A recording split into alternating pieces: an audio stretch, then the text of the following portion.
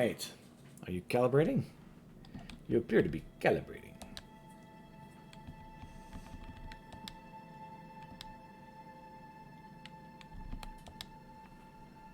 Well, it says I'm not calibrating.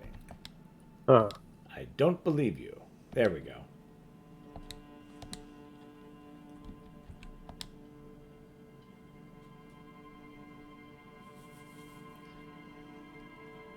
That's weird. So my monitor says I'm not on. Kind of think I am. Kind of think it's a liar. It seems that way. Can I pause and restart?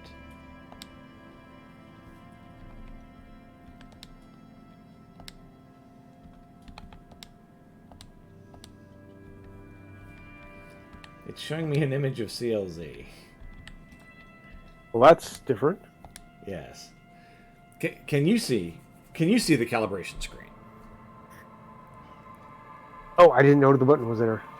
Let me open it up. All right. Because if I at least hear that you're available, then I can trust that.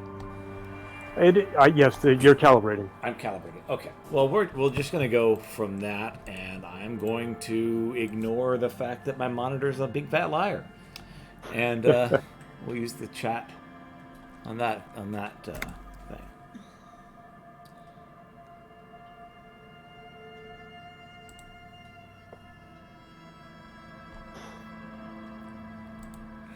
Pick dialogue options that begin with hold on or wait to gain additional information before the conversation moves on. Yeah, it's all good. Thank you. You can keep watching your CLZ. Done. Yes. Thank you, Waffy. You're welcome.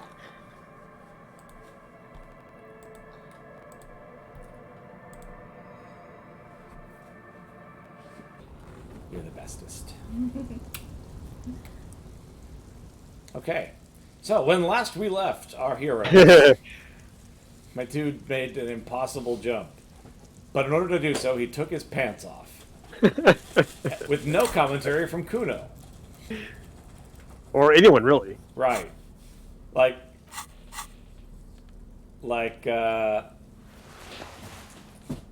you would have thought that his friend would have mentioned something.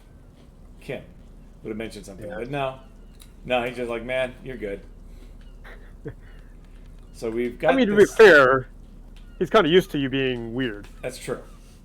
So we now have the RCM patrol cloak, which actually helps us know our neighborhood a little better. Ah. We still have the esprit de corps, so we're still taking back the streets. Mm-hmm. We also have the wife beater. We have tight pants, which we definitely need to get rid of. Let's see. We have a truly, as the game put it, horrific necktie. Yes. Helps with our vivid imagination with our Inland Empire. We do have the gloves that are good for interfacing. The gloves for the gardening gloves. Okay. We have some shoes with some disturbingly high heels. And that's what we got. That's what we're rolling with right now. Till we find something better. That's correct. So we've successfully made the jump. So now we're going to try and do other stuff. Start looking around. All right, this is a little area for collecting rainwater. Yeah. So you're looking off in this direction.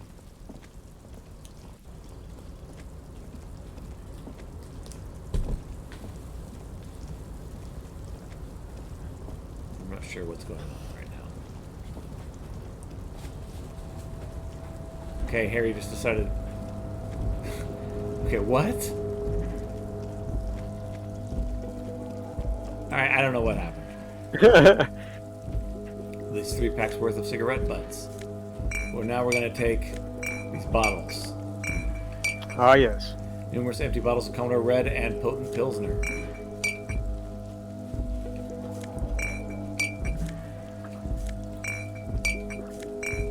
Oh man, We'll need that. Indeed. All right. Well, that might be how we pay off our debt tonight. Let's see. Oh, that was a lot. Was. This is the night watchman's booth. The name on the door reads, Rene Arnaud. You need to rest. Your body is aching. Ah. Getting in here has taken something out of you. Have a seat. Oh, really? So this is where Renee looks. I'm going to have a look around, or have a seat and rest. One. If you must. But please hurry. We are pretty easy to spot up here. The lieutenant looks around. Nothing incriminating catches your eye. The cabinets are clean and their sparse contents meticulously organized. Oh, are we? There's a framed Okay. photograph on the table. Looks like the inhabitant is rather pedantic when it comes to order. Take the picture or leave it alone.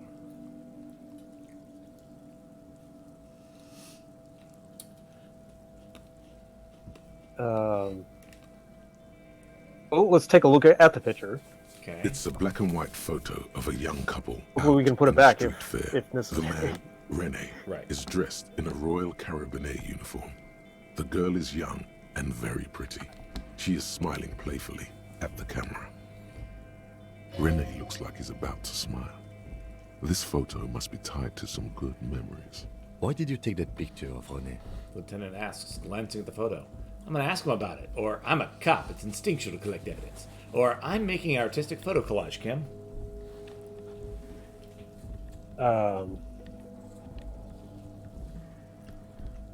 One.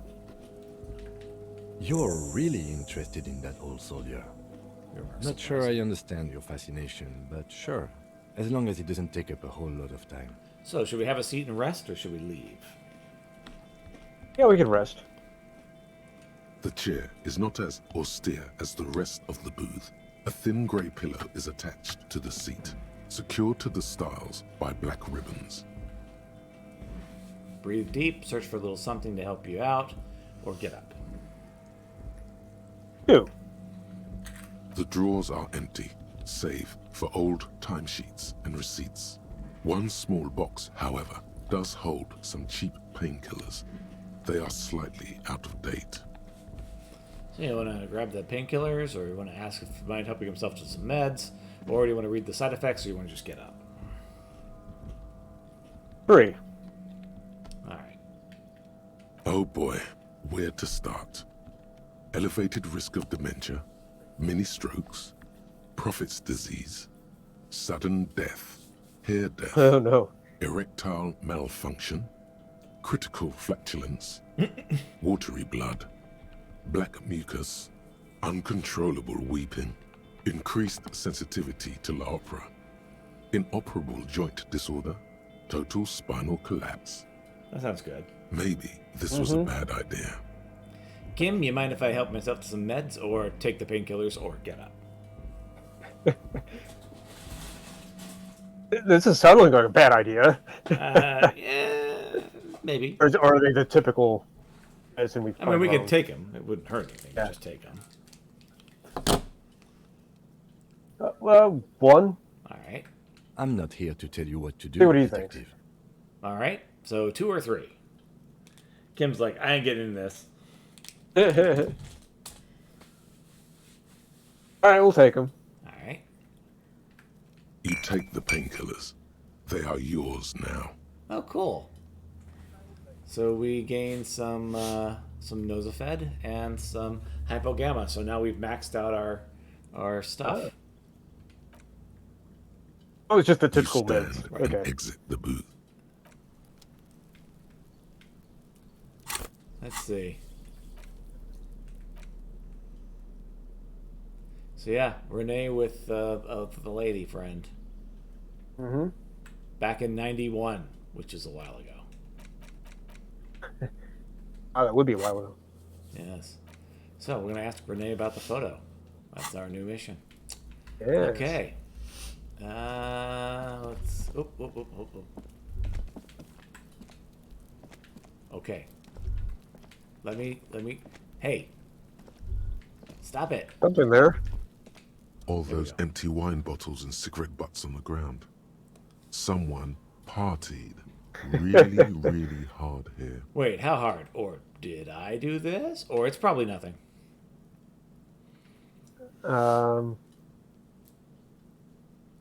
Two. Well, yes, I think we can say with relative confidence that it was you. Lieutenant looks at you and then the bottles. This is really sad. I must have been miserable. Or looks like I had a lot of fun. Or I'm still not completely convinced it was me. Or I must have been on an advanced scouting mission in the harbor. Or let's just move on.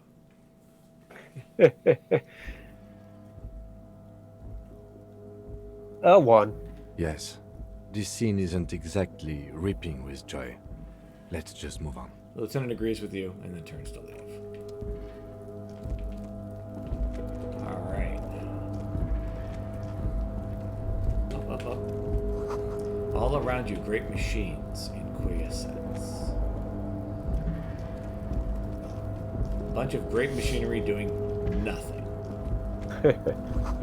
White pine trees are printed on the screen covering. It looks like a forest under the snow.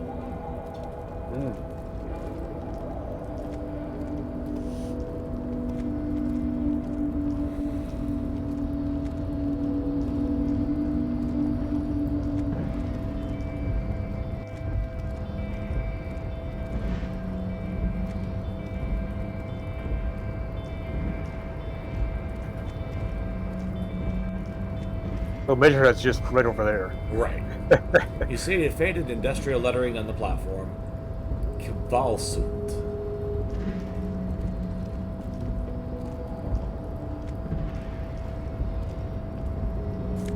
Hey, we got money.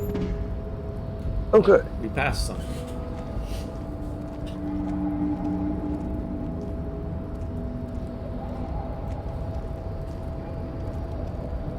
A rusting control panel with several knobs.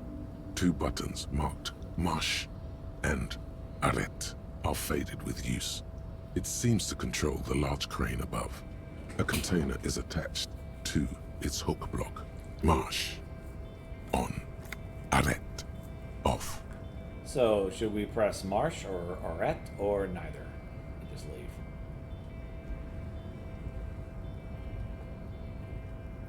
Oh. Wow, what is this going to do? Great question. Okay, let's turn it on. Alright. With a loud grind, the crane shifts overhead, moving a massive metal container through the air.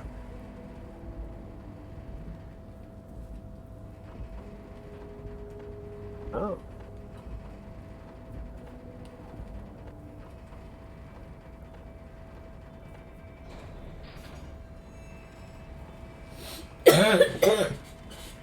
Alright, well, looks like something happened. Something that causes coughing fits. And Yeah. with a surprisingly quiet thunk, the crane places the container down. This crane was built with a purpose, which has now been fulfilled. To move this container. Alright, well, what's inside the container? Or understood, let's get back to the panel. Yes, what? Who can say? All you know is, it's special. I can't see how that was worth the records, except for seeing the crane in action, which I admit was satisfying. So, should we press on or off or neither and just leave? Alright, we'll turn it off. See if that does The anything. crane does not return to its original position. It does not move at all. Alright, ready to leave? Okay, we can leave.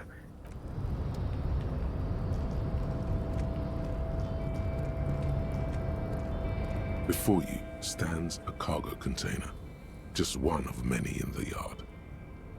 Lieutenant, I think there's something special about this container. Or just leave the container alone. One. You do?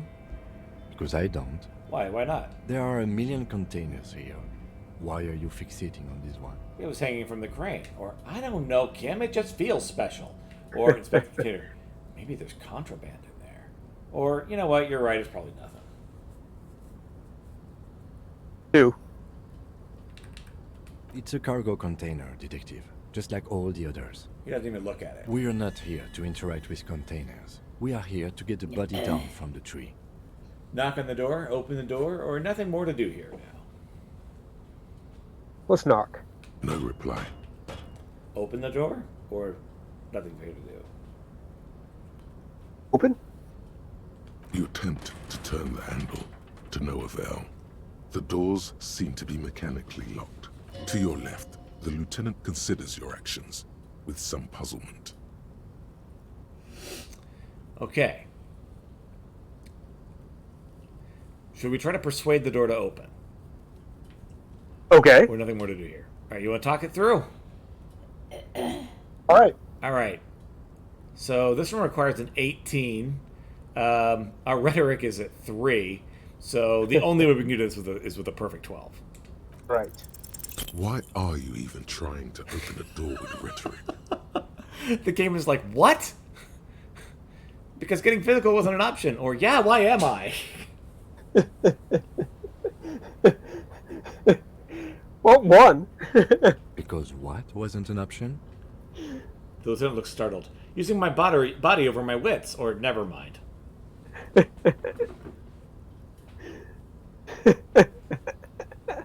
One. Now is not the time to get philosophical, detective. You can do that after hours. All right. Apparently nothing more to do here. Okay. Overproductive honor glands. All right. Here it is. It's titled Honor for the Brave and goes, I have Oh. no family. I make honor my family. I have no home. I make bravery my home. I have no desire. I make dignity my desire. I have no friends. I make humility my friend. I have no enemy. I make dishonor my enemy. This is my vow of honor for the brave. I am brave. Something like that. It's not the words that matter. It's the honor. Indeed. Okay. So, bonuses. 25,000 honor points. Okay. And my learning cap for authority raised to 5. So I can now be incredibly authoritative. Ah.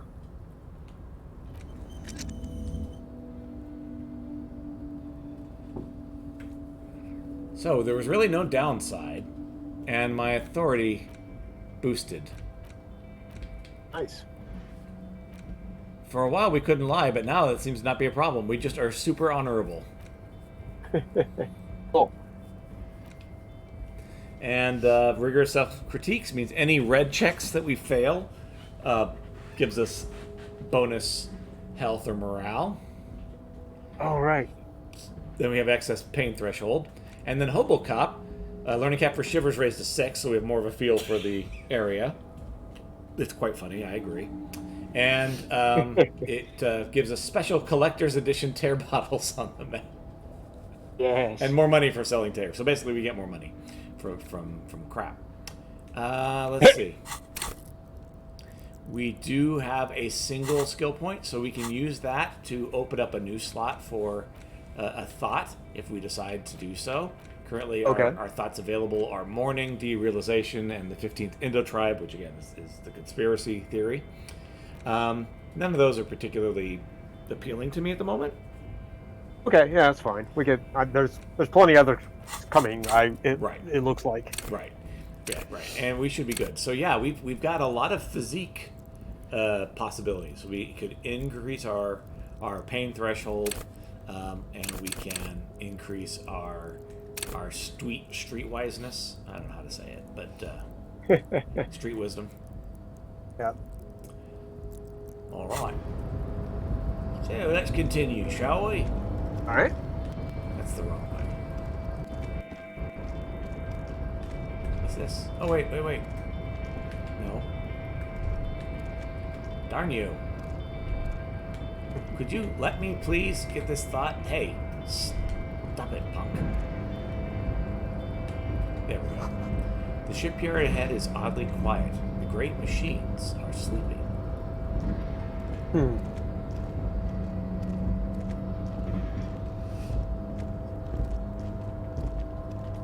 Anybody got any trash? Right. Hey, you got $1.10.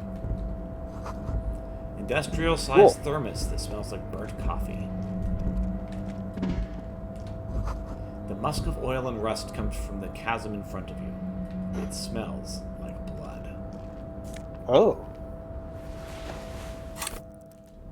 And we picked up some more gloves. So we can now go to Half-Life, Unfiltered Contact. So these are gloves that give us more street wisdom. Or no, not street wisdom. What was it? Half-Life? Man, I keep forgetting. I don't remember. Oh, more threat. So higher threat level.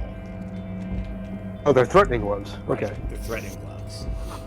The speaker tower is silent. There's no work to organize in the yard below.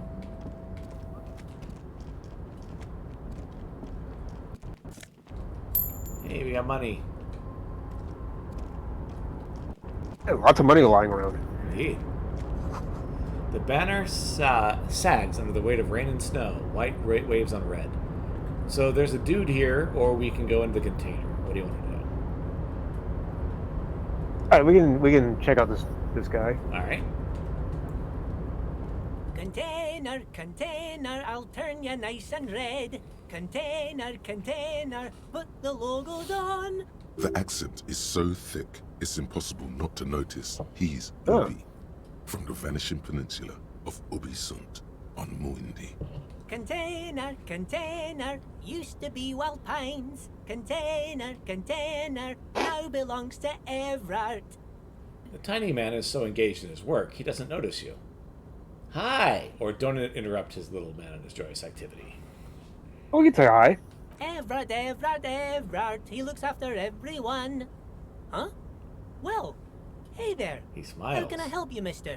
The look in his deep blue eyes is as sincere as you've ever seen. Kind of makes you feel like an arsehole for no apparent reason. I see you are not a union man, mister. Did you get lost? You're not one of them scabs, are you? A shadow passes over his kind face. What is it with you people in scabs? Or, actually I am, yes. On. I mean, I don't personally mind. Folks is just folks, you know, and folks gotta eat. He doesn't seem to be waiting for you to answer. Just some of the other guys don't look too kindly on the scabbing kind, if you know what I mean, mister. You're Ubi, right? Or what are you doing with these containers? Or where is everyone? The harbor's empty. Or do you work here? Or what is that container over there? Point to the container suspended to the crane arm. Or I'm looking for the leader of the dock workers union. Or okay, I'm off. 5. Oh, that one. That should be empty as far as I know. Lots of containers here have nothing in them. They're just waiting to be loaded up. He looks at the container. Told you. You're Ubi, right? Or what are you doing with the containers? Or where is everyone? The harbor's empty. Or do you work here? Or I'm looking for the leader of the dock workers union. Or okay, I'm off. 1. You're Ubi, right? Oh, yes. Born and raised in Irish, mister. Mum had to leave my dad after he got a bit violent. Took us here to the new world. I was about 10 then. Too old to lose my accent then. People say us Ubis are up to all sorts of trouble with sheep and other animals and whatnot. I just want you to know there was never any of that where I come from. No, sir. Those are just nasty rumors. Thank you for clarifying that, sir. So what do you do with these containers? Or where is everybody? Or do you work here? Or I'm looking for the leader. Or okay, I'm off. 3. Do you work here? Yes, yes. Everybody needs a job, and this is mine. I'm Leonard, by the way. Leonard Bellick. But everyone calls me Leo. The little man raises his hand in a welcoming gesture. Yes, he's called Easy Leo. I'm like Mr. Everett's right-hand man when Mr. Edgar is out of town. And Mr. Edgar's right-hand man when Mr. Everett is away. Actually, Miss Beaufort is the right-hand man, but she's a lady. Who is this, Miss Beaufort? The lieutenant looks up from Leo. A real pretty lady with What's a up, Allie? skin like those douce sucre candy bars my missus likes so much. Them are real nice to suckle on once the dinner is done and me and the missus sit down besides the radio. But I can't listen to the radio all the time. There's so much to do around here and I'm always busy keeping things running here. Yes, I am. Yes, I am. Stay on this Miss Beaufort topic. Hold on. Who is this Miss Beaufort you mentioned? Or I think you're doing a great job around here, Leo. Or yeah, I'm totally sure this place would totally fall apart if you didn't shine the boss man's shoes there, Leo. One? Poor Lizzie. She is a real sharp tool. Mr. Everett put her through some fancy school and everything, east of the river. 4 years she was gone, and when she came back, she was all fancy and lawyerly. But she's a real nice girl.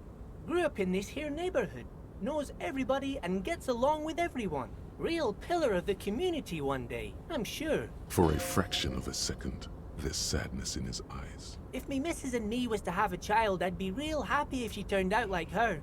But she can't have kids. Dr. Lemaitre said so, and she knows about such things. Been a doctor for almost 50 years she has. He sighs and falls silent, watching you meekly with his blue eyes. So Everett trained a lawyer named Miss Beaufort. Interesting. I think you're doing a great job here, Leo. Or yeah, pretty sure this place would fall apart without you shining the shoes, Leo. 2. Yes, this place really seems to run like clockwork. Keep it up, Leo. Lieutenant smiles at the little man. Well, thanks a lot. Coming from you, it means a lot, really. You didn't think it was possible, but his smile becomes even wider. Sometimes I feel some of the guys don't really get how much I bust my ass for them here. But you guys are alright. The white rectangle on your clothes might not mean an awful lot in Martinez, but the recognition from an authority figure made Leo's day. So what are you doing with these containers? Or where is everyone? Or I'm looking for the leader of the dock workers union. Or okay, I'm off.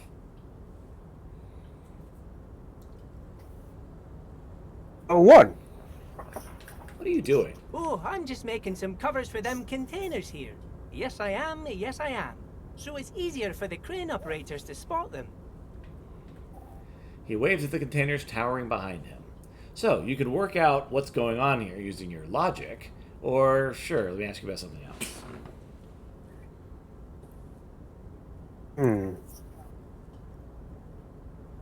42 isn't great.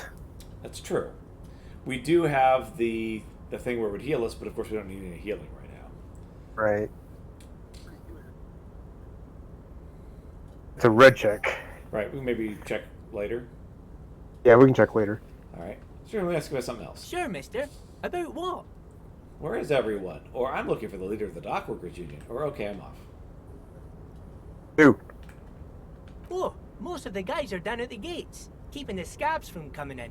He leans in with a confidential look. We're on a strike. The whole union is. You don't have to work when you're on strike.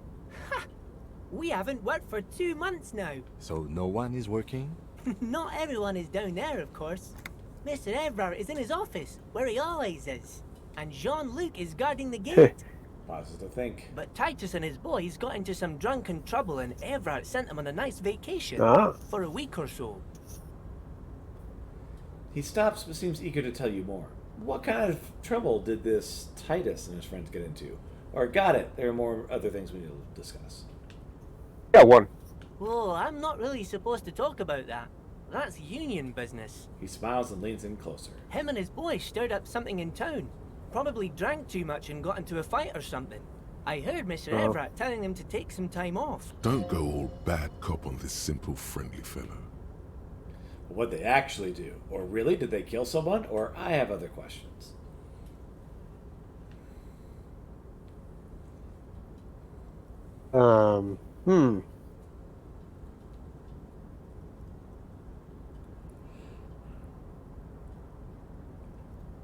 One? I guess the boys got a bit too rowdy and had to let out some steam. I don't really know the details. That's just how boys are, you know. Another chuckle. I haven't been in a fight since I was in middle school. Easy, Leo. Let's keep this on the hearties.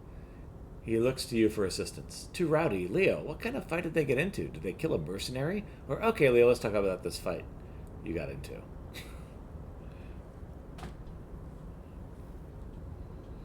So talk about his fight or talk about their fight? Yeah, 1. Okay. Too late. Leo's mouth is still moving, and the words are spewing forth. Words, words, and look, even more words. This guy could go on till the end of days. Oh, I'm just making some covers for them containers here. Oh. Yes, I am. Yes, I am. So it's easier for the crane operators to spot them. Now he's talking about some drunk sawmill owner who, no, he's now talking about some prize fishing rod he apparently owned at some point. And you know what? Just cut in there with any of your questions. Sure, mister. About what? Looking for the leader of the dockworkers union, or okay, I'm off. Yeah. Oh, you Hi. want Mr. Everett then? He's an awfully nice fellow, he is. Him and his brother are both nice fellows. They've lived their entire lives in this here neighborhood. He coughs and continues immediately. Guys like Mr. Everett and Mr. Edgar, his brother, are real good guys. Made Martinez what it is today. Mr. Everett and Mr. Edgar and I went to the same school we did when we were boys. Patience. Deep down you have the mental power to keep listening. Not many would, but you do. Do not interrupt Leonard. Easy now, Leo. I just want to know where I can find this man. So, let him go or interrupt him. Yeah, 1. Had an arithmetics teacher, Miss Bellows. Her real name was Miss Bellums. She was a real pretty lady, but when she got mad, He starts laughing some more. all the boys liked her, if you know what I mean, mister. We used to sneak in her yard in the dark and peek through the window. One time we saw Miss Bellows with a fellow. Yes, we did, mister. He looks for signs of disbelief in your eyes. Don't say anything, or no, you didn't, or Everett, Leo. Where can I find Everett? 1. Them was naked too. That's all I got to say about that. He keeps nodding and looking at you with a smile that's too sincere to be clever. Finally, he seems to lose some internal struggle and adds, "It was naked." Very interesting, very interesting. Thank you for telling me the whole thing. Thank you. Almost forgot. Mr. Everett is in that container over there. I got distracted telling the story, but he's in there. Leo points to his left. All right, I'm off. Yeah. Oh, wait, Bye-bye wait, what? now. He's in the container? Yes, apparently. Huh. Alright. So into the container we go? Yeah, I guess so. Unless it's a trap. No, this guy's not going to lay a trap. This Right. guy is not the guy to lay a trap. Right.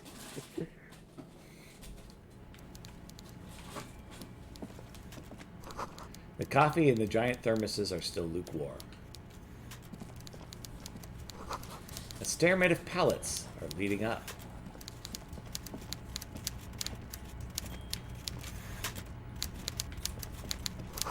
The taxidermy fish that tells time. Before you is a walrus of a man seated behind a large desk. He looks up from his work, not the least bit surprised to see you. With great effort, he straightens himself up in his chair, yet says nothing. He simply stares at you. A typical power play. Wait for him to speak first. Show him you've got a backbone. Say nothing, look him dead in the eye. Or are you in charge of the dock workers? Or let's get straight to business. There's a dead body in a tree. Or leave without comment. 2. 2? Are you in charge of the dock workers? Welcome, Mr. Dubois, Mr. Kitsuragi. It's good of you two to stop by. Please, have a seat. He gestures to a tiny chair opposite his giant desk. I'm Everard Clare, head of the Debarders Union here in Martinez. The man relaxes in his chair and continues. I'd offer you my hand, but unfortunately my health prevents me from getting up. You understand? He looks extremely comfortable. The tiny folding chair, on the other hand, looks like a torture device. You go ahead, detective. Lieutenant nods at you and then the chair. Whatever he has in store for you, it can't be good, he thinks. I'll do my best. Forget about that. What's with this Dubois stuff? You're getting some seriously bad vibes from that name. Take a seat. I'd rather stand. Why are you calling me Mr. Dubois?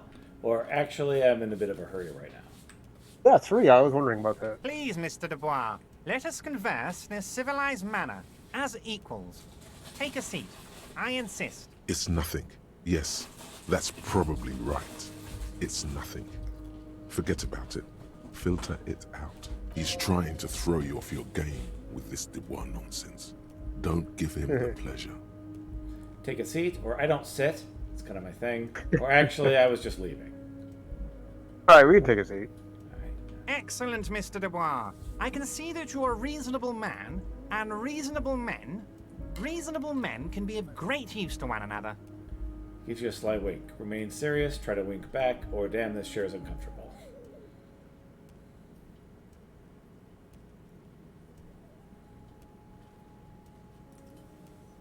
A 3. So tell me, how can the head of the Debarders Union help a representative of the Revachol Citizens Militia today? The chair you're sitting on has got to be the most uncomfortable chair in the world. It's violating your backside. Oh, by the way, I heard you got a rather rude reception from a certain Lawrence Gart. Some people have no manners, it pains me to say. This should take care of that nonsense.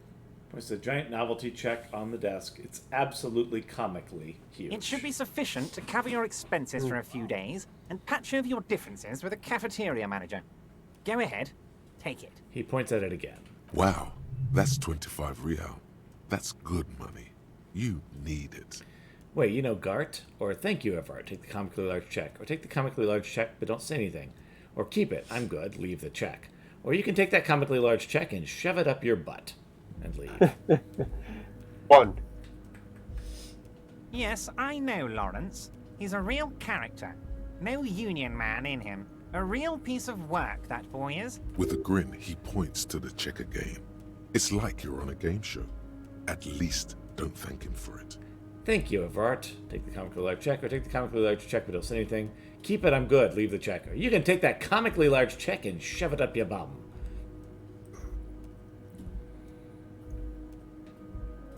Okay.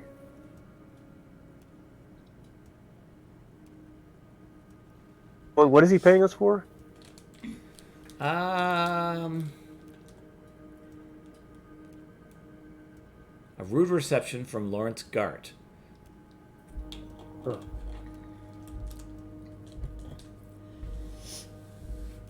He was rude. Okay. So he's Okay. paying you for rudeness.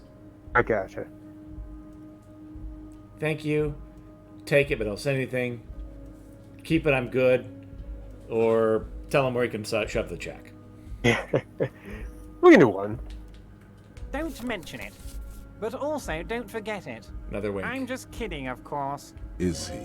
Now, I'd like to set your mind at ease about one other matter. Your lost gun. Let me assure you, Union people are on it as we speak.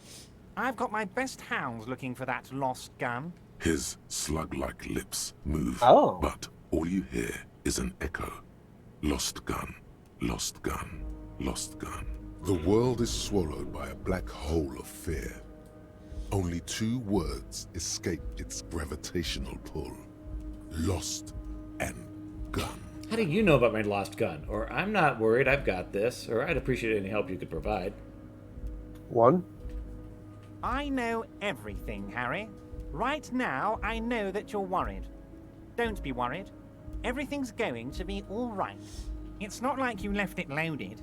You didn't lose a loaded gun. Local children aren't out there playing with it right now, pointing it into their own mouths. It's in a safe place. They just know it. I have a feeling everything's going to be all right. It was loaded.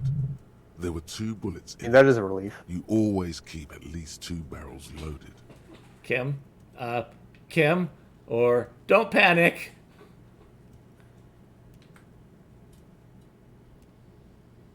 Oh.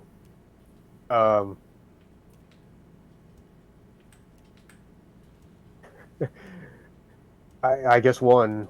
Officer, we will deal with this later. We don't need Mr. Clare's help with this. I wouldn't be so sure about that. He says as though to himself, well, we have literally no option but to don't panic. I see. That's not going to work. All the modifiers say, we are definitely going to panic. Right. But yeah, I mean, I guess that's our only option. Let's go. Who does this guy think you are? Aha! Ronnie Perfect the Rookie? 12. You ain't worried Really? about no lost gun, or unpaid bill, or forgotten name. You're the bad cop. You're probably more corrupt than him. Wait, that's it? That's our point of pride? Or seek deep into the folding chair, smile and cross your hands behind your back. Uh,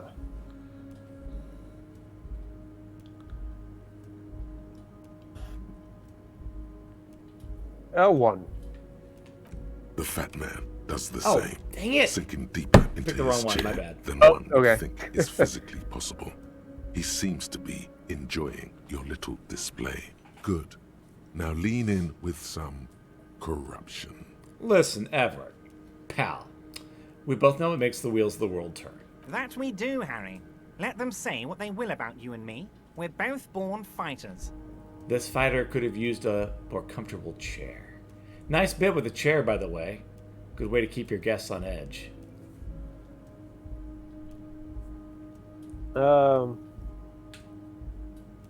One. I do want you to feel at home, Harry, truly. But you'll have to excuse the humble accommodations. That's it. Now kick back and add a final flourish for dignity. Thanks for your hospitality. Feel free to visit me down at the station anytime. Or this is a worm's lair and we both know why I'm here. To help grow your horde. Or, I'm not saying I'm corrupt. I'm rational. Okay. I guess one.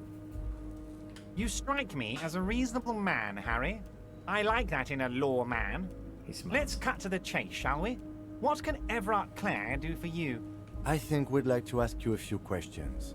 Don't you think so, Detective? Lieutenant looks quite fed up with this situation. Questions will show him who's boss. Aren't you going to ask me how I got in? Or, you called me Mr. Dubois, why? Or, could you help me get a dead body out from a tree? Or, let's talk about my lost gun. Or, I want to talk about the hanging.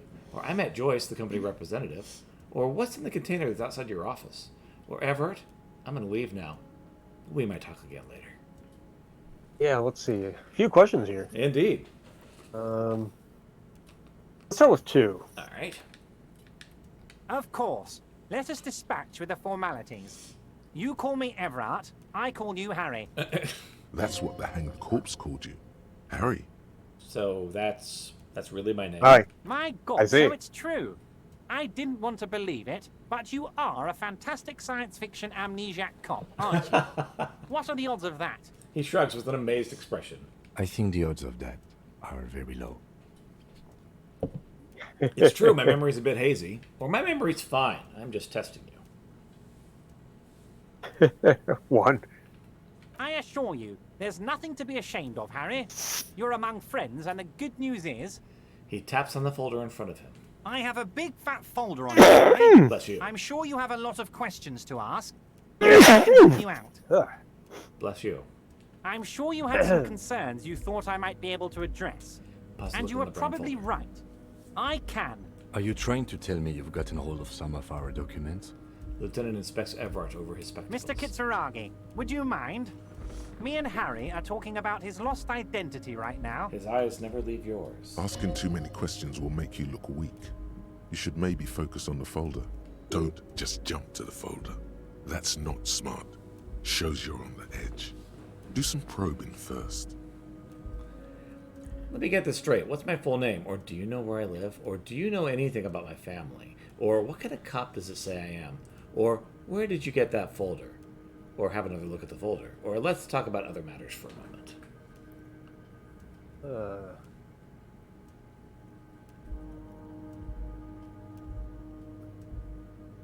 Five. Ah, this? Close My the folder. friends in your organization gave it to me, Harry. I find that very suspicious. May I have a look? I'm afraid this is meant for union eyes only, Mr. Kitsuragi. I'm sure you understand. Turns back to Please you. continue, Harry. What is my full name? Or do you know where I live? Or do you know anything about my family? Or what kind of cop does it say I am? Or have another look at the folder. Or let's look at other matters for a moment. Interestingly, stalling has given you better odds at looking at the folder. Oh. Okay. Let's do one. What is my full name? It's Harry. Harry Dubois. You feel like a Dubois, but you don't feel like a Harry. Strange. I feel like a Dubois, but not quite like a Harry. Something longer. Okay, I like it. I can work with that. Or, I don't really like it.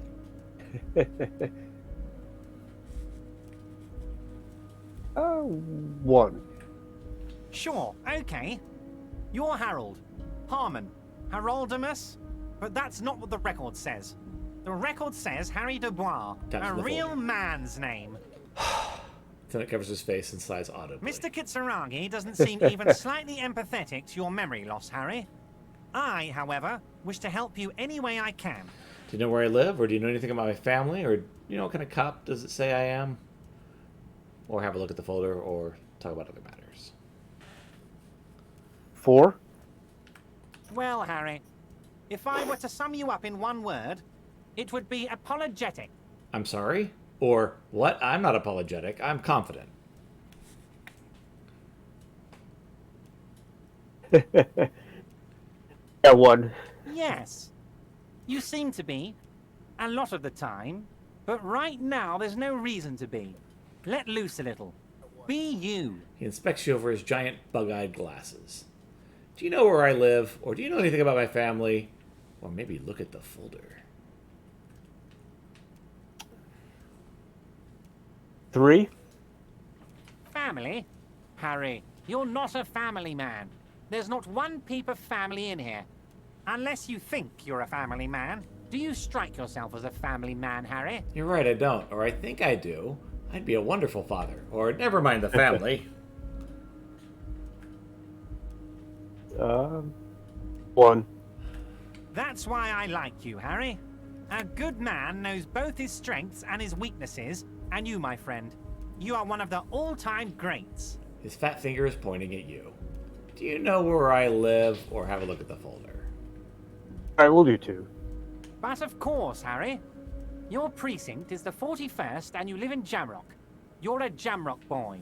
A long way from home, but that's okay. Have a look at the folder, or let's talk of other matters for the moment. Alright, we'll try it. As you look at the folder, Are you- everyone do you think covers odds are good his enough? I hand don't know. and headset. Is he trying to hide that it's not a real RCM folder? It certainly doesn't have the Oh, RCM cool. stamp on it. That's not an RCM folder. Okay, Harry, you got me. This is from the Census Bureau, not the RCM. Those Census Bureau people are absolutely corrupt. You should do something about them. He says, grinning. He got the name from the Census Bureau, and everything else from your actions here in Martinez. Yes, Mr. Kitsuragi from the Census Bureau. Like I said, now I'm actually a very busy man. So is there anything else I can do for you, Harry? That means he doesn't really know anything about you. A pity. The mystery of you will have to remain a mystery for the time being. So the Census Bureau says my name is Harry Dubois. Yes, that's what I said. Try to keep up, okay? Let's move on. So aren't you going to ask me how I got in? Or could you help me get a dead body down from a tree? Or let's talk about my lost gun. Or I want to talk about the hanging. Or I met Joyce, the company representative. Or what's in the container outside your office. Or I need to leave now. 2. Can we get a dead body out from a tree? You might have noticed there's one hanging on a tree behind the hostel cafeteria. Oh my. Don't take this question personally, but why would I get involved in this matter? He smiles pleasantly. Mr. Clare, the man was hanged with a cargo belt. A steel-reinforced cargo belt. It's safe to assume the Union had something to do with the murder. Besides, getting the body down would benefit all of us. It's a stain on the neighborhood. Also, I studied the footprints at the crime scene. There were worker boots. Or, yeah, the belt thing. Or say nothing. Or, you're a community leader, help your community out. 1. I can certainly see how having him up there might start affecting some real estate values. He licks his fat lips and smiles. But of course, all joking aside, I am going to help you. Picks up the handset of the radio phone to his right and then clicks the button. Jean-Luc, my boy, I'm sending 2 police officers down. They have a dead body in a tree problem they need help with. Namely, they need it to be taken down. And Jean, please take it easy with the race science. That's a yes to getting the body down, no to the race science. He hangs up and turns back to you. You can find Jean-Luc down at the gates. He's the big impressive one. You know, tattoos, muscles, ethnic looking. Can't miss him. Great guy. As he turns back to you, that's what he says. Are you going to ask me how I got in? Or let's talk about my lost gun. Or I want to talk about the hanging. Or I met Joyce, your company representative. Or what's in that container outside your office. Or Everett, I'm going to leave now. 5. My dear Harry, there are literally millions of containers in this harbour.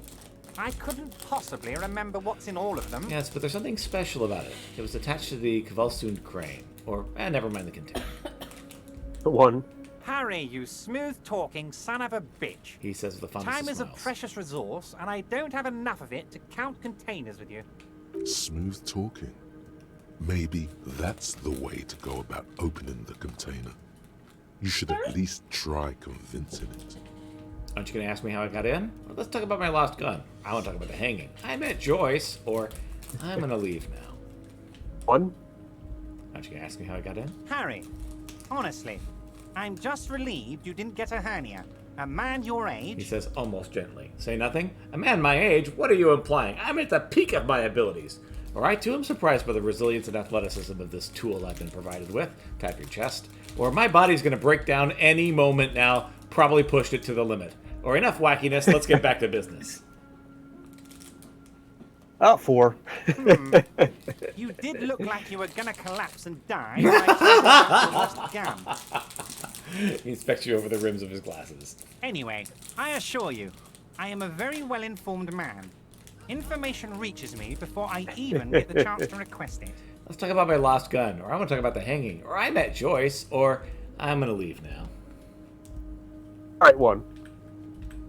Yes, your lost gun. Man, My face turns best serious. men are on it. They're turning every stone, searching every playground, asking kids, grandmas, everyone.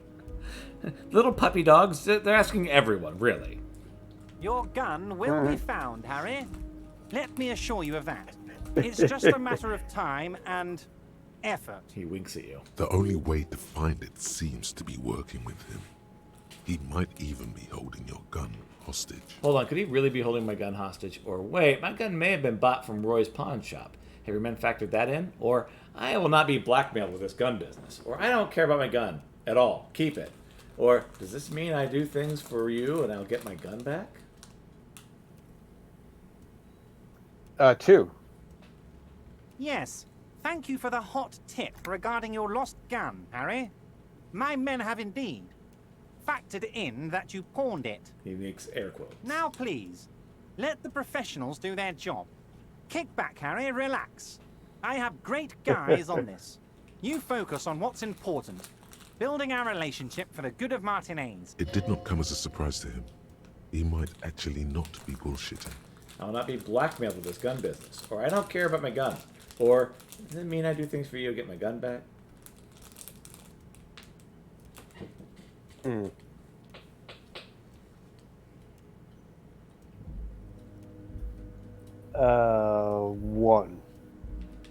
I will not be blackmailed. Harry, Harry, I was only trying to be tactful.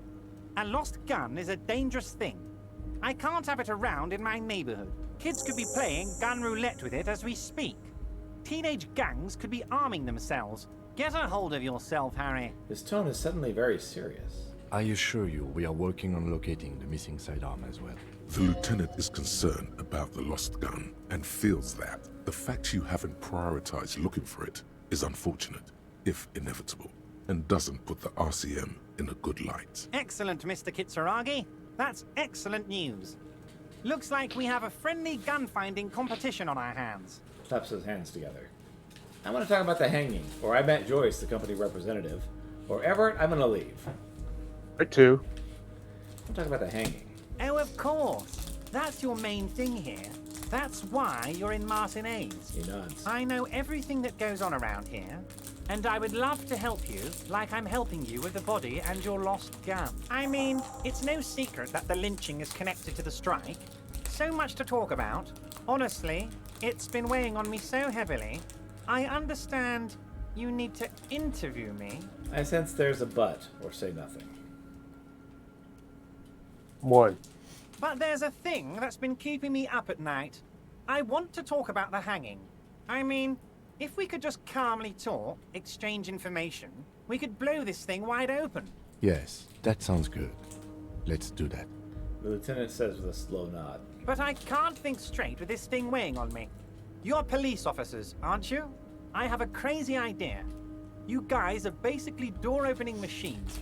Incredibly talented at opening doors. He slaps himself on the forehead suddenly. I have opened a few doors in my time. Or you heard wrong, Everett. We're not. Or, Kim, is that true? Are we door-opening machines?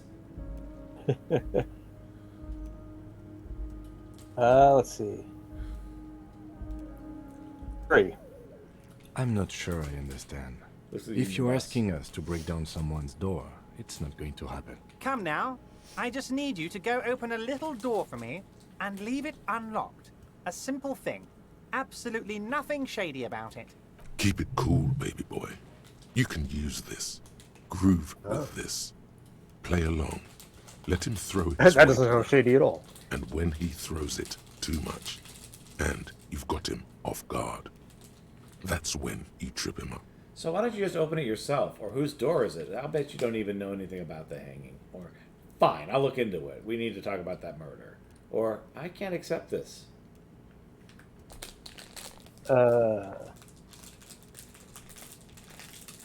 2. Whose door is Oh, it? no one's. It's just a weasel. A weasel lives there. Nothing for you to worry about. Why don't you go open it yourself? Or what do you mean by weasel? Or I'll bet you don't even know anything. Or fine. Or I can't accept this thing. 1. Why don't you just open it yourself? Harry, I'm a very busy man, and more importantly, I don't have that extraordinary physique you do. Ah! You look like you could run around all day. He slams his fists together. You want to send someone a message that the police are working for you. I repeat, I'm a very, very busy man, Mr. Kitsuragi, and therefore I must occasionally enlist outside help. Turns back to you. So what will it be, Harry? What do you mean by weasel? I bet you don't even know anything about the hanging. Or fine, I'll look into it. Or I cannot accept this. 3. What do you mean by weasel? A loud blabbering weasel. When weasels feel no one is watching, they start acting foolishly. He removes his glasses and rubs his nose. Just go there, unlock the door, and leave it open. It's been such a burden on me, Harry. I just want this to be over so I can discuss business with you. Puts his glasses back on. I bet you don't even know anything about the hanging. Or fine. Or I can't accept this.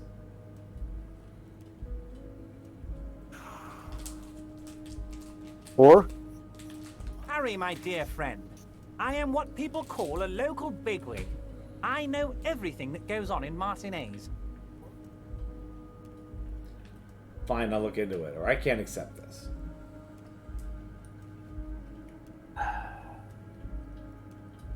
Alright, 5. Fantastic, my friend. Just let me know when it's done and we can take our friendship to the next level. He flicks his fingers. You can get the key from Manana. He's down by the gates. Manana's like a free agent in the Union. Special operations. Hardened socialist. A real free thinker, too. He'll tell you precisely where the door is. He smiles, One last obviously. thing, Harry. Smiles, obviously satisfied at how well he's planned it all out. Just open the door. You don't need to go in or anything. I just want that weasel to come home and see the unlocked door. I met Joyce, your representative, or I'm gonna leave now. Yeah, 2. Oh, that's very nice. I haven't gotten around to her yet. I'm very, very busy, you see. I hope you're getting along. He adjusts a button on his sleeve. One thing I want to make very clear, Harry, is that this is not some kind of union versus corporation situation. Everyone is just pals here. Just pals, huh? We're all trying to do what's best for Martinez here. Don't feel like you can't cooperate with her because you and I are such good friends and I'm helping you get that nasty body down from the tree. And with finding your lost gun. I'm not a jealous guy. Whoa, that's so nice of him. Suspiciously nice. Are you sure? I find it a little odd. Why haven't you let her in to see you? Or, okay, let's talk about something else.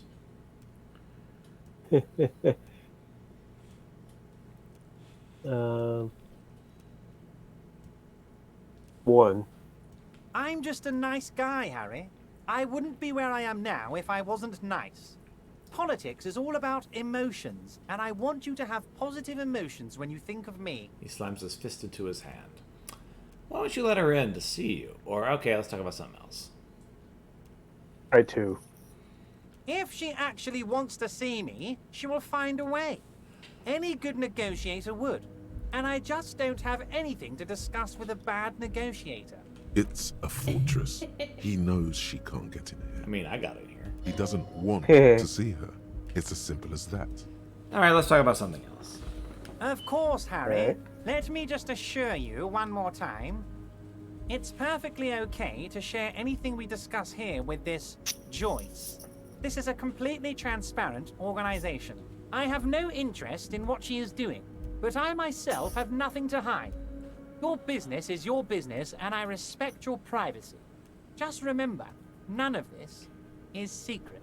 He makes an all-encompassing gesture. Tell her about all of it. My brother's picture, my singing swordfish clock. Tell her how overweight I am and how I'm helping you find your lost gun. Tell her about everything. Everett doesn't mind. All right. Everett, I'm going to leave now. Unless you Yep. have something else. All right. Wait. I think You that's need it. this to get in and out through the gate. He leans and reaches into his drawer and pulls out a plastic card. Thanks, I was wondering how I was going to get out. Or great, wouldn't want to get stuck in here.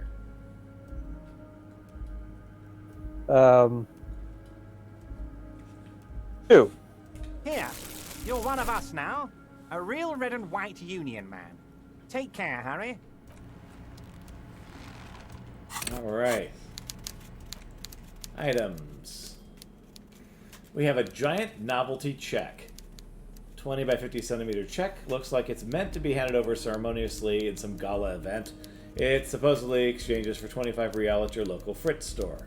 Beyond the number, Ah. a careful hand is written with the words, Constable's rate, all of it. Sorry, Constable's rate. Sorry, Constable's rent, all of it. Note, this is worthless in a pawn shop.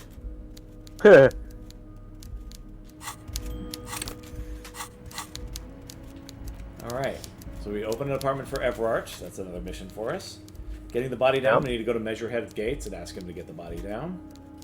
I think that's all of our missions that we have right now. Okay. Well, I mean, all of the missions that we have that we can get done right away. Right. How do I leave? Good question. Aha!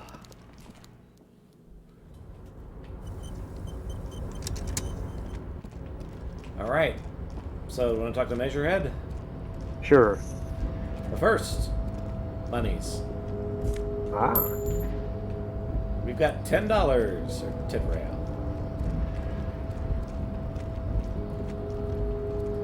Even more when we bring those bottles back. It's true. You're back before the cargo container. Nothing we can do.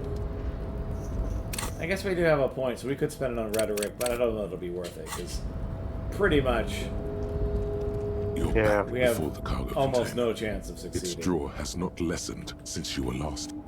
Yeah, not at this point.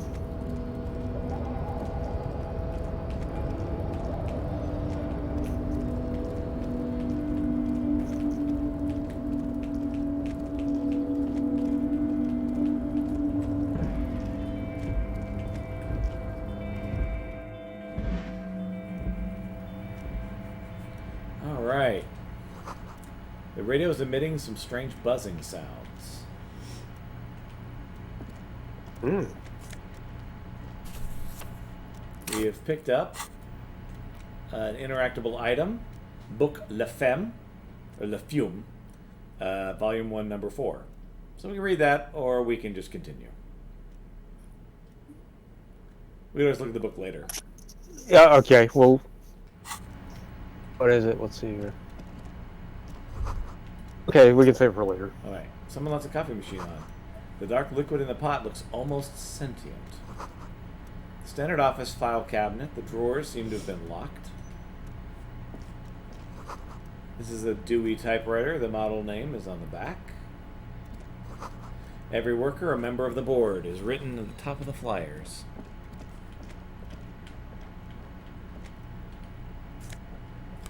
We have picked up some clothes.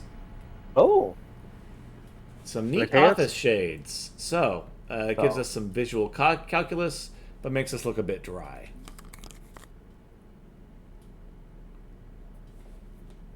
Okay. So basically, it helps us be better at math, Okay. but worse at lying. That seems worth it, doesn't it? I would think so. Hey, we picked up some more magnesium. Good. We've picked up a postcard, Le Jardin 21. This laminated postcard offers a glimpse across the river. Little more than a decade after the war. Oh, the eastern bank has already been fully renovated. The hillsides are lush with gardens and residences. Someone's parked a small beige airship by the fountain. The postcard would sell for a pretty penny. Or perhaps you could show it to somebody. At 34 cents, it's not much. Yeah. On second glance, someone has forgotten to properly close one of the drawers. It's unfortunate for the Union to just leave their paperwork lying around like this. Let's see what's inside, he thinks. Open the drawer or ignore it. Yeah, we can open it. The drawer opens smoothly. Inside is a well-organized selection of brown folders. Browse to the folders or close. Browse. Hundreds of documents containing logistical data. Two kinds of transactions stand out. Materials coming into Revachol from the outside world, from Muindi, Grad, and even Ilmara, and the same materials being handed over to companies inside Revachol. Noelrun, Coal City, La Delta, and Jamrock are listed among the many districts where the imports are being sold. Anything interesting? It's hard to make sense of this thicket of company names, dates, quantities, and percentages. You try to focus, but the lines are getting blurry. So, do you want to force yourself to look through the folders? Our volition is very high, so we should be able to force ourselves to do this work. All right. Whatever's hidden here Let's try is it. hidden well. Concentration isn't enough.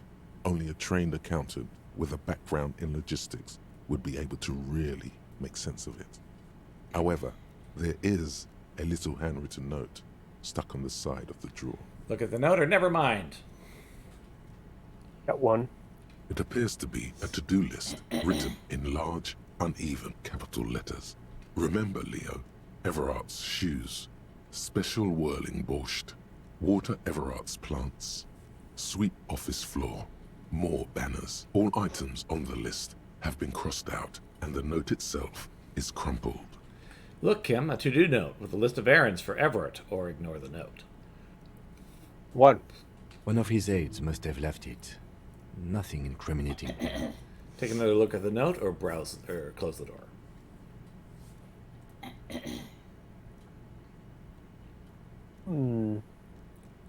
Yeah, two. Remember, Leo, all items on the list have been crossed out, and the note itself is crumpled. All right, close The it. drawer slides shut smoothly.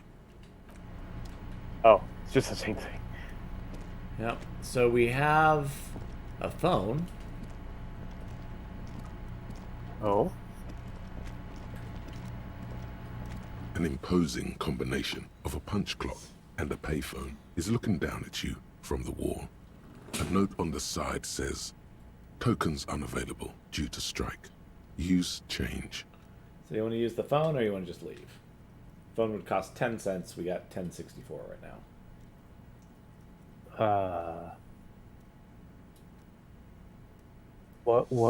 Where are we calling? I don't know. There's nowhere to call, so I don't know what would happen if we used it. Yeah.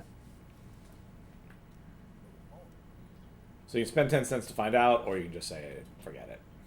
All right, let's try it. Yeah. All right. The machine swallows your 10 coin cents. and seems to be waiting for your next move. Okay, so since we've heard our name, we've got a pretty good chance of using our fingers to basically dial a number using muscle memory. Okay. Want to go for it? Yeah, sure. All right. Your fingers run over the dial pad. 005. That's the dialing code for Revachol. 4952.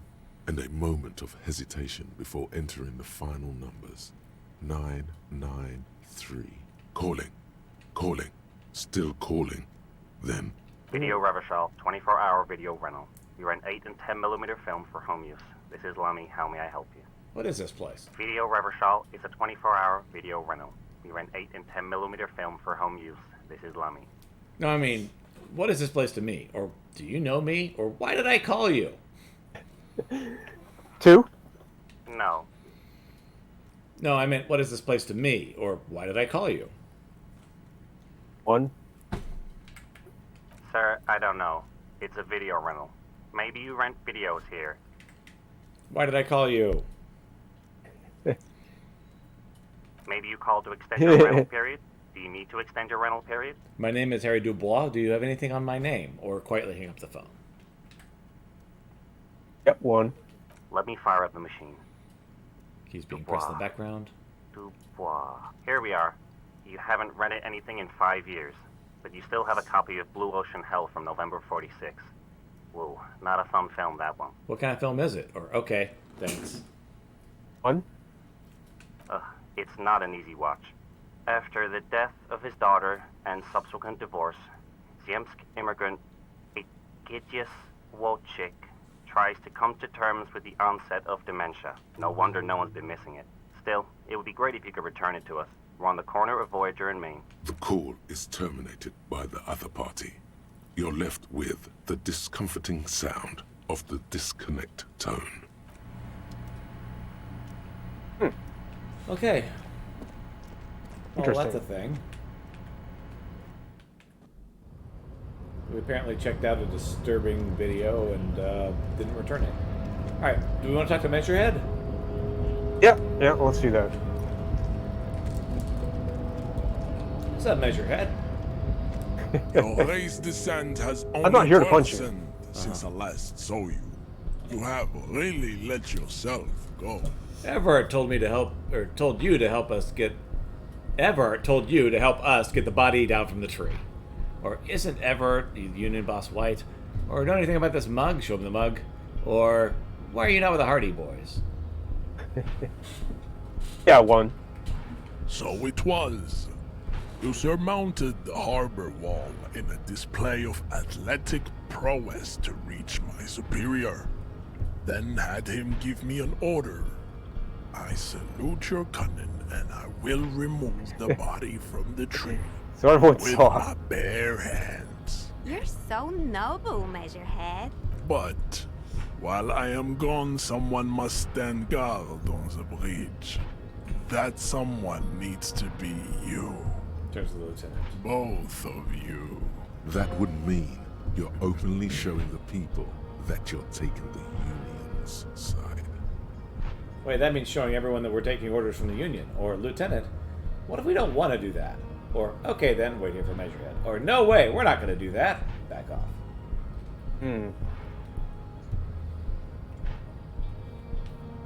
2? 2? Alright. This is the uncomfortable result of not taking it on ourselves. I can live with a compromise. Listen to your little friend. He is wise in his childlike way. His mysterious race may yet prove fierce competition to my heroic haplogroup. Wait, that means showing everyone we are taking orders from the Union. Or, okay. Or, no way. Let's do 1. Yes, that is precisely what it means, homunculus. This is not going to happen any other way. Okay or no way? I mean, Kim's good with it, so okay. Babe, see that they stay here the whole time. Alright, while this happens, I'm going to turn on the coffee, so I have a little bit of coffee here in a bit. Alright.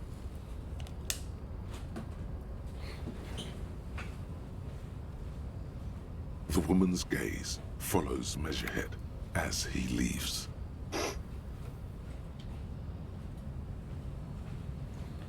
Okay. The woman's gaze follows Measurehead as he leaves. So, you guys are like cops or something? She turns to you. Why are you with Measurehead? Yes, we are the law around here. Or apparently so. Or we're just going to keep things from going to crap. 3. Cool. I like men with guns and power. I'm Katya, by the way. The woman twirls her hair. You hear that? That sound. He's breaking something. All right, I don't have a looks gun. toward the yard. Yeah, Jean-Luc must be really tearing it up over there. I wish I could see it. I also wish I could see it, or I don't. I've seen enough of that dead body already.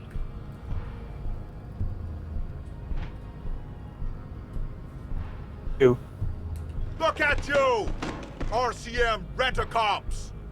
Guarding that bridge like Everott's lapdogs! Is this where it's at now? The RCM is for sale! A loud voice booms in from Uh-oh. below. And who are you? What is your business here? Why are your clothes 4 sizes too small for you? I'll work with whoever I want, or yes, I'm an unbelievably corrupt cop, and I'm corrupt at every opportunity I get, or that's none of your business.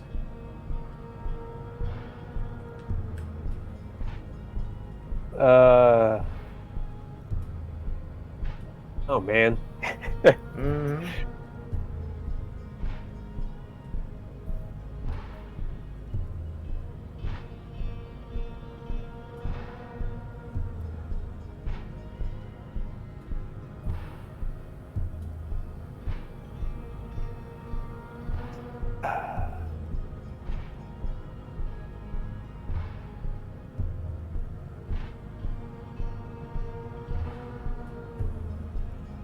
One, I guess. All right. A shrill laughter interrupts you, echoing across Martinez. It's Kuno. Then the man turns to look behind him at the behemoth appearing around the corner, approaching him, walking past him. My thoughts exactly.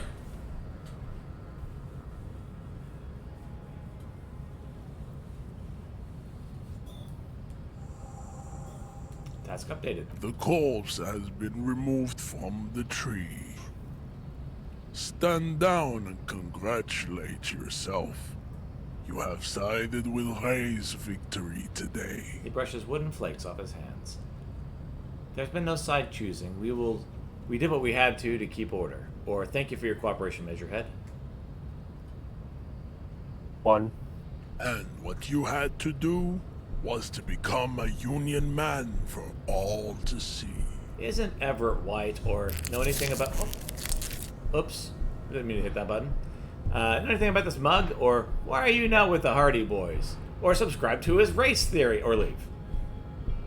We want to show him the mug? We can.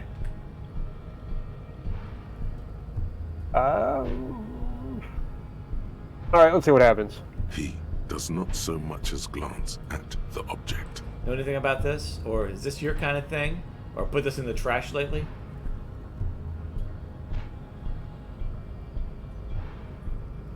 One. Stop showing me your pathetic cup. I have no interest in it. Isn't Everett white? Or why are you not with the Hardy Boys? Or subscribe to his race theory or leave. Alright, two.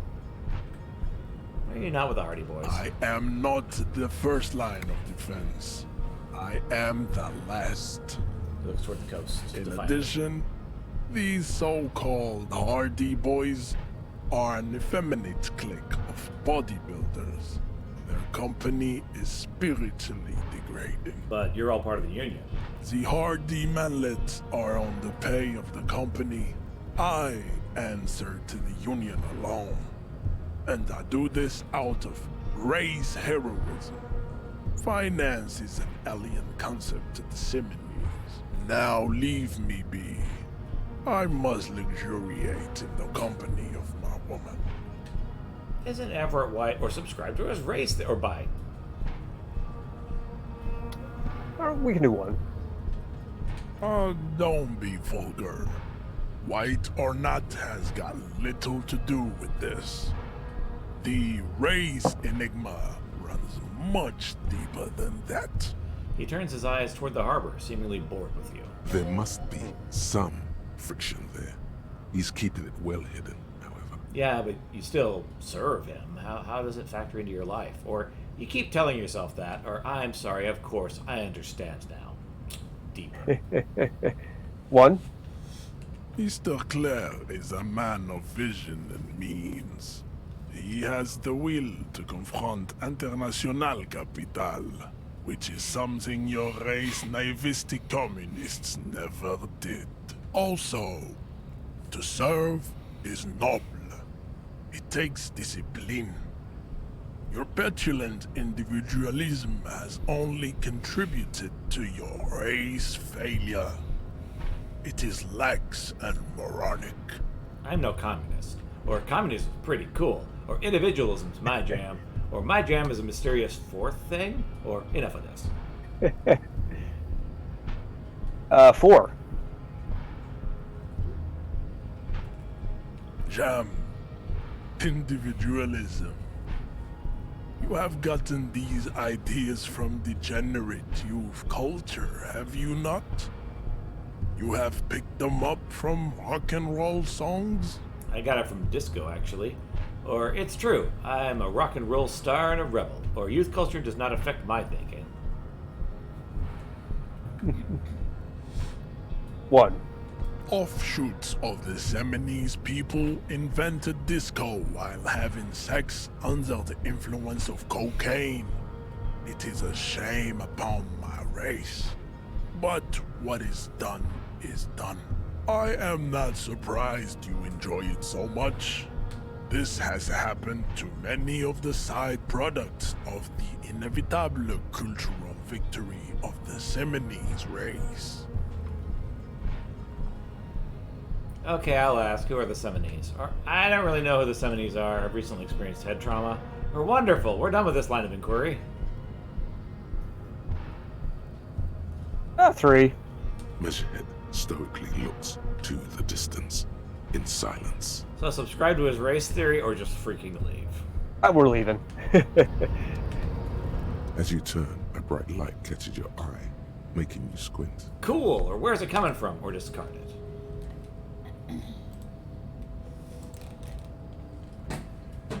Oh. 2.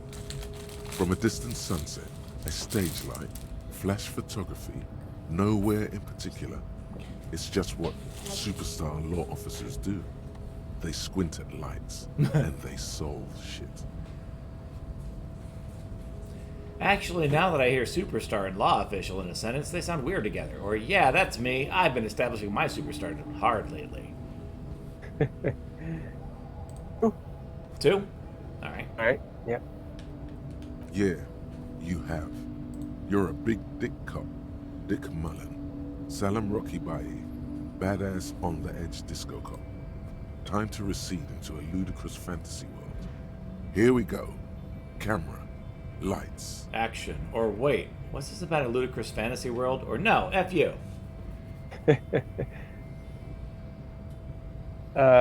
2. Yeah, you know. Beneath it is just heartbreak, a pulmonary tract infection, atherosclerotic disease. This is where you say action and reconceptualize all that. Reinvent it as the world's first celebrity police officer.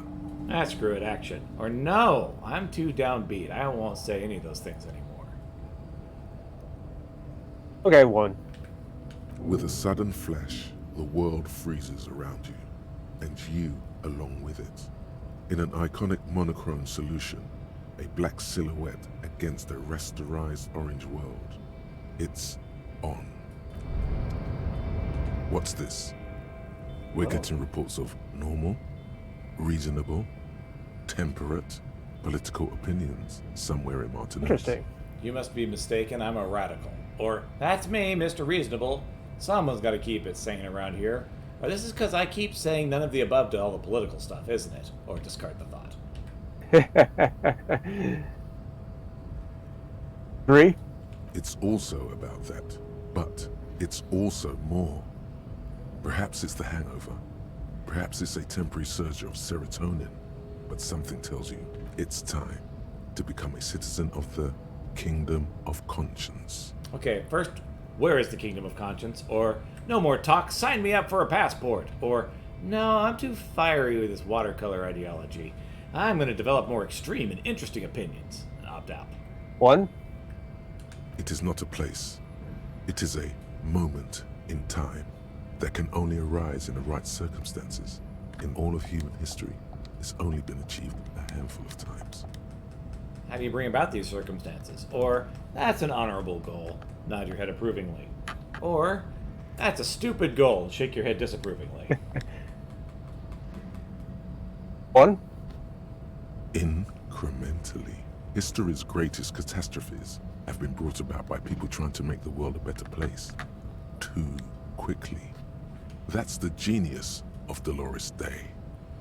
She recognized that progress is meaningless if its gains are lost because of instability. Real, lasting change can only come about gradually, increment by increment. What about all the things wrong now? Or, okay, what's the kingdom of conscience really like? Or, that sounds boring, count me out. 1. Tisk tisk. Just because you live in the present doesn't mean you have the right to place your needs above the needs of the future. You may never live to see the kingdom of conscience. Your children may not. Even your grandchildren might not. But that's no excuse not to keep working. What sang-froid? What benevolence? Wait, so is the kingdom of conscience really about doing things or preserving the status quo? Or, okay, but what's the kingdom of conscience really like? Or, that sounds boring. 1. Do you believe the status quo is preferable to chaos and bloodshed? Yes or no?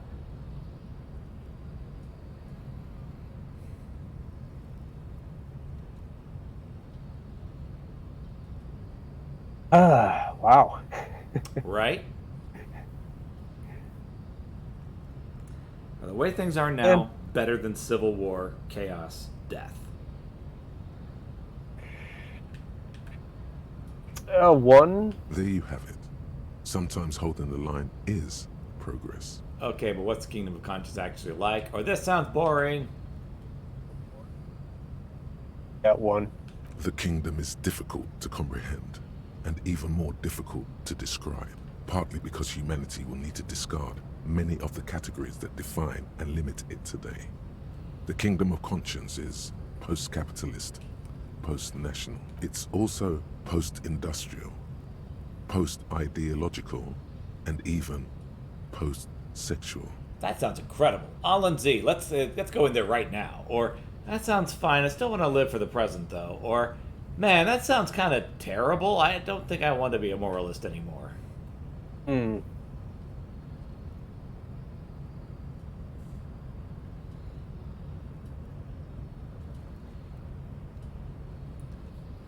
1. Slow down, Mr. Reasonable. Did you miss the part about compromising and taking things slow? Oh, right, sorry. Let's get there eventually? That's right. Remember, real democracy is just around the corner for Revachol.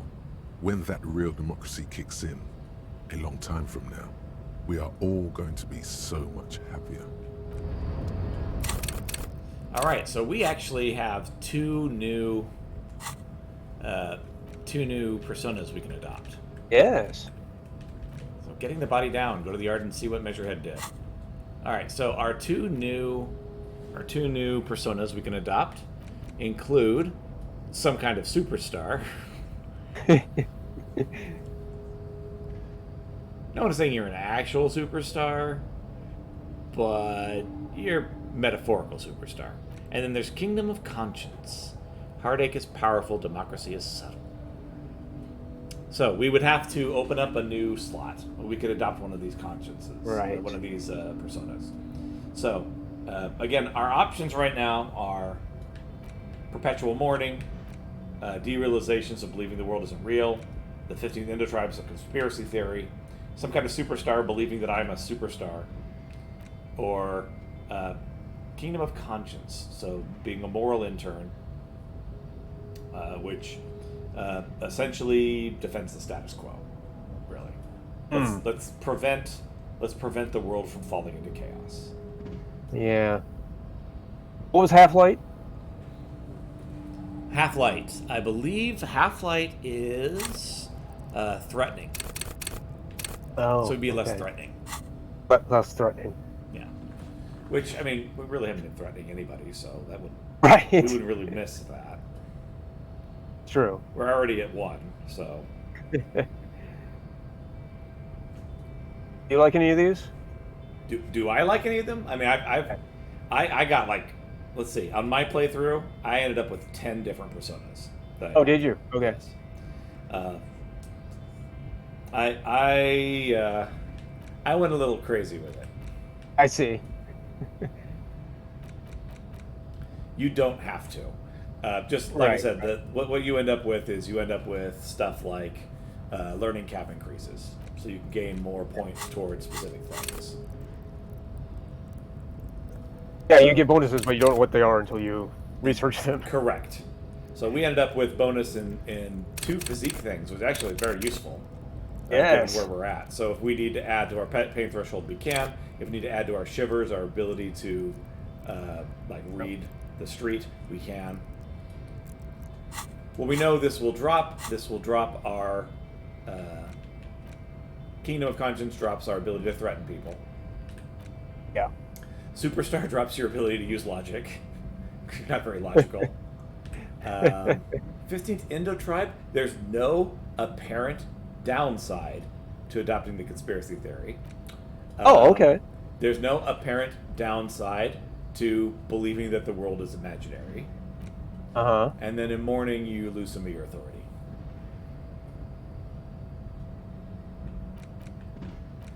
But in my experience, the lower, the bigger the drop, the better the benefit whenever you.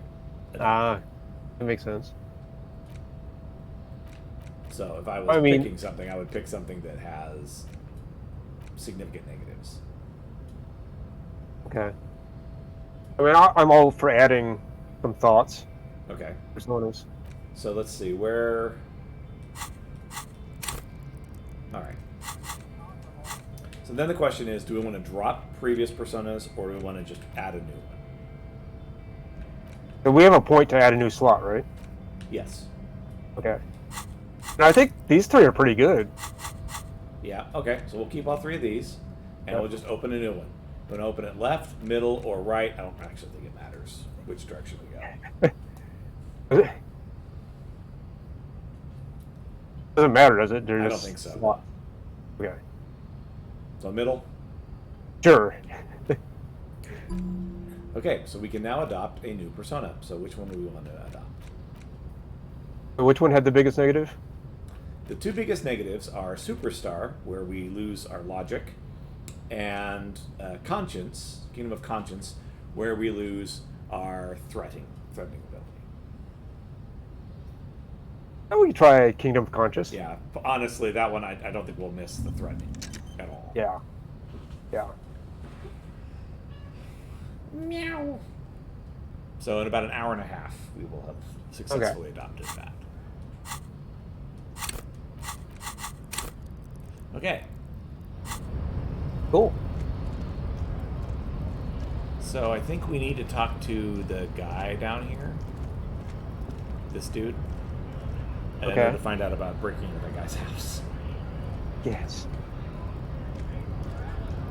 So, how'd you like our harbor? It was nice enough. Or Labor Utopia. Or, it's crap.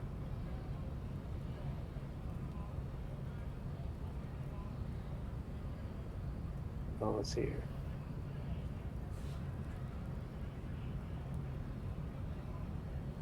That one.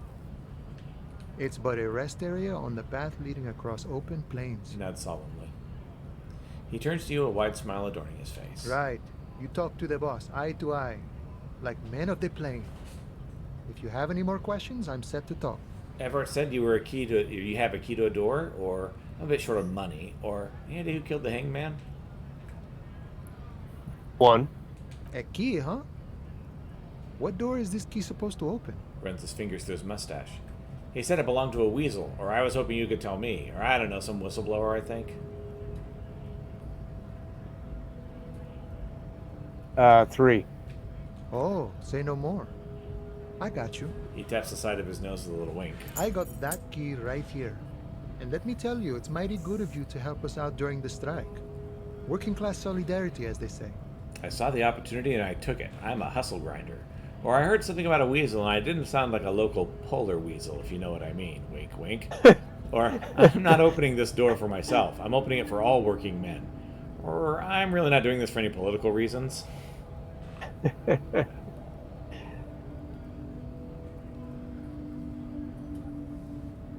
Oh, 2. Polar weasel? Oh. I know what you mean. I'm pretty sure he's actually Occidental, though.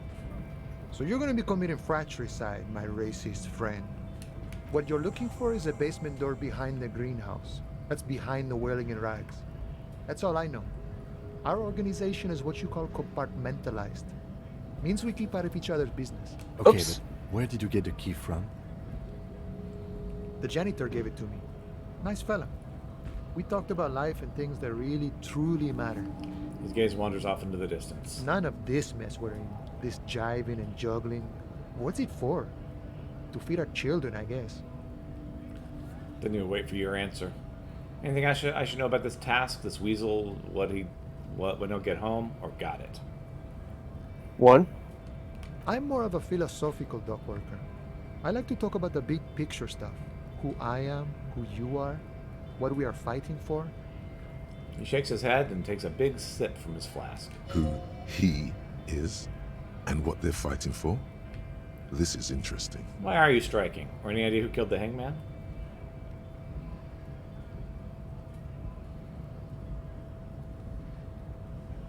Hmm.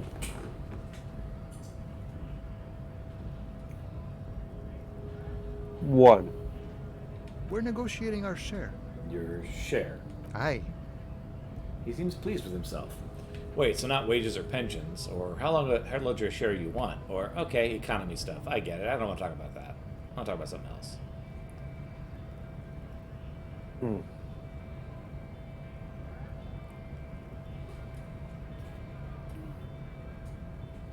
Uh, 2. How large a share would you like? All of it. However, right now we want all the harbor workers to be on the company's board, so they could take part in the decision-making process. Are you a communist, or the bossman Everett? What can you tell me about him? Or I got the picture. Let me ask you about something else.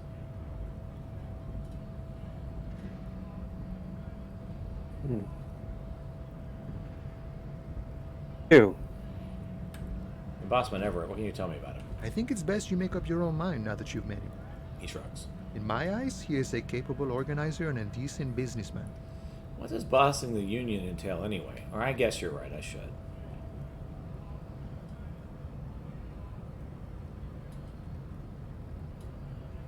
One. What does bossing the union entail anyway? I guess you kind of get to be the village chief. He oversees the harbor, makes deals with the owners or other relevant parties. Watches out for his own. By that, you mean corruption? By heavens, why would he not be corrupt? We live in a harsh and disordered world, see? And in this world, the old man is corrupt for our benefit, and we know it. Appreciate it even. He is, personally, not too lavish. That does seem pretty lavish to me. Or you're right, he's very ascetic.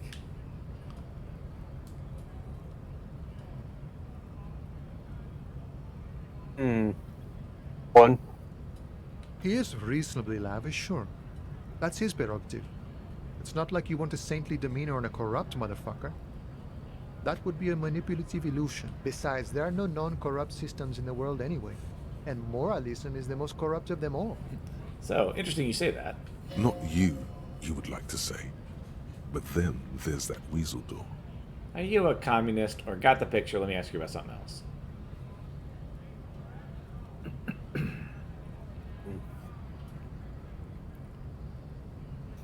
3. Sure thing. Gust of wind blows through his hair. What is this? News of the world? Talk about personal stuff. Get to know him. Wait, I don't even know your name. Or any idea who killed the hangman?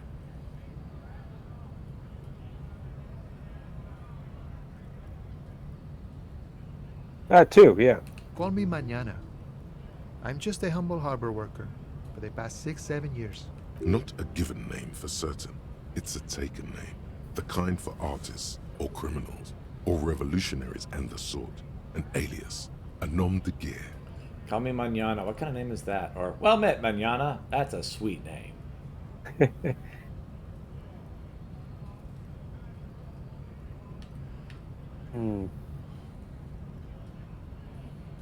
One. It means call me tomorrow. Hold on. Have you any other names? Or is it a nom de guerre? Or so it's not a given name, I take it. 3. I'd say a real name is what most people call you. He realizes something. Now that we're getting so well acquainted, what's your name? Be honest with him. Honestly, I lost it while drinking. Okay, I think it might be Harry. Or, alright then.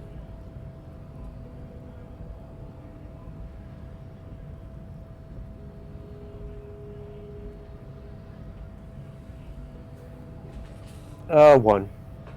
I mean, we've now had a couple people call us Wow, Harry. this is major. You're like a man born anew. His eyes light up. Okay, so if you can't find it, maybe make up a new one? I may take that into consideration. Or that sounds scary and I don't want to. One. Can't live in this world without names, see? Important things they are. Vessels of the soul. What's your deal with names anyhow? Is it like a spiritual thing or philosophical one or what? Okay, I think it might be Harry. Or, alright then.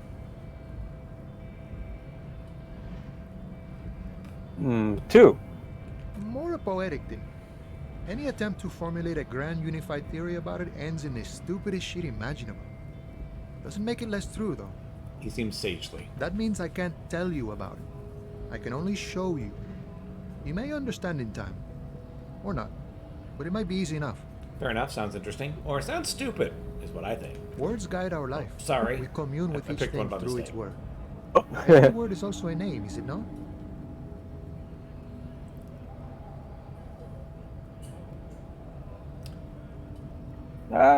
Three. I think it might be Harry. Harry.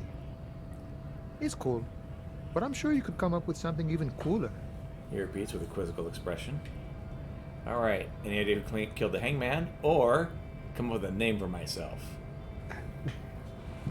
Or good talking to you. A 3 odd, huh? Yeah, Pretty low. pretty low chances. I mean, we could try it. It's a white check. Oh yeah, it's a white, so yeah, we can try it. You want to go for it? Sure. Alright. Your mind can only conjure up Hunk Handy, Fake Valdez, Bosco. You might want to decide to keep quiet about these. I don't actually have a name, or I can't do it. I'm sorry. It's Harry. 2.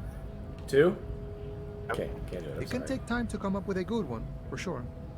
Any idea who killed the hanged man? Or A 3. Alright, The mercenary, eh? he shrugs. Who could have killed him? That's indeed the question. Why even do such a thing? He shakes his head solemnly. The harbor is a prime area for suspicion. In your opinion, are the dock workers involved? Or let's change the topic.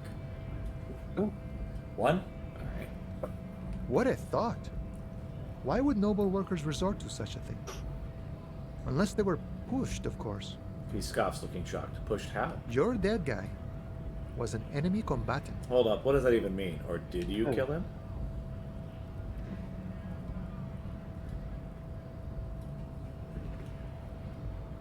One. He was an agent of the opposition, attempting to undermine our honorable efforts. Did you kill him? I ain't the murdering type, but that's just me. Large organizations like our union have all sorts of men, with all sorts of skills. Understood. This has been of limited use. Still, thank you. Lieutenant takes a note. No problem. I wish the best to you in your search. Sure, I'm glad it's not my search. Takes a sip from his flask. Okay, that looks like that's it. So, good talking to you. All right. Gotta run.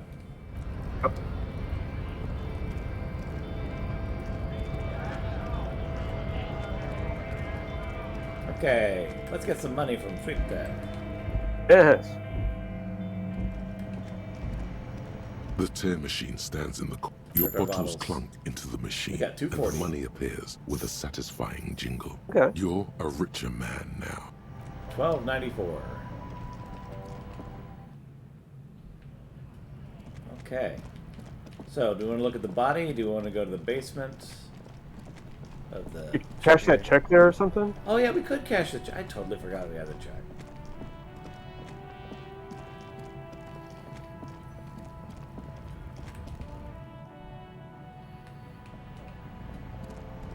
Cover us for tonight. Welcome Indeed. to Frit. Feel free to look around or something. Everything is out on the shelves. She returns to her magazine. What's that magazine she's reading? Before we go on, what's the frit? Or what magazine you reading? Or let's proceed to have some questions for you or leave. Yeah, too. You mean this?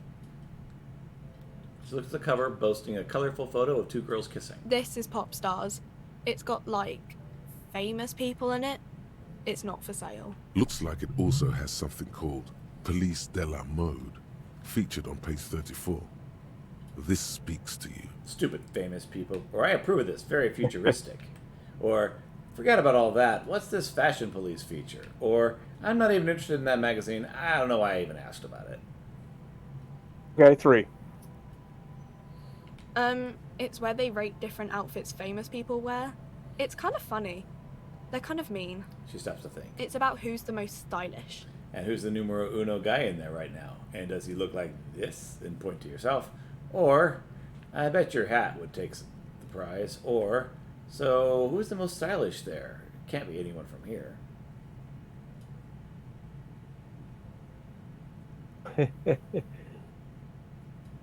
Let's see.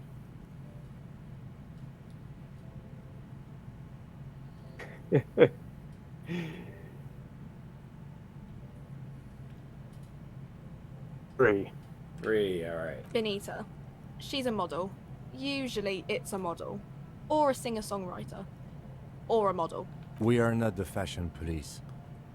We're the real police. Lieutenant looks at you. Before we go on, what is this Fritta? Or let's proceed to have questions for you or leave.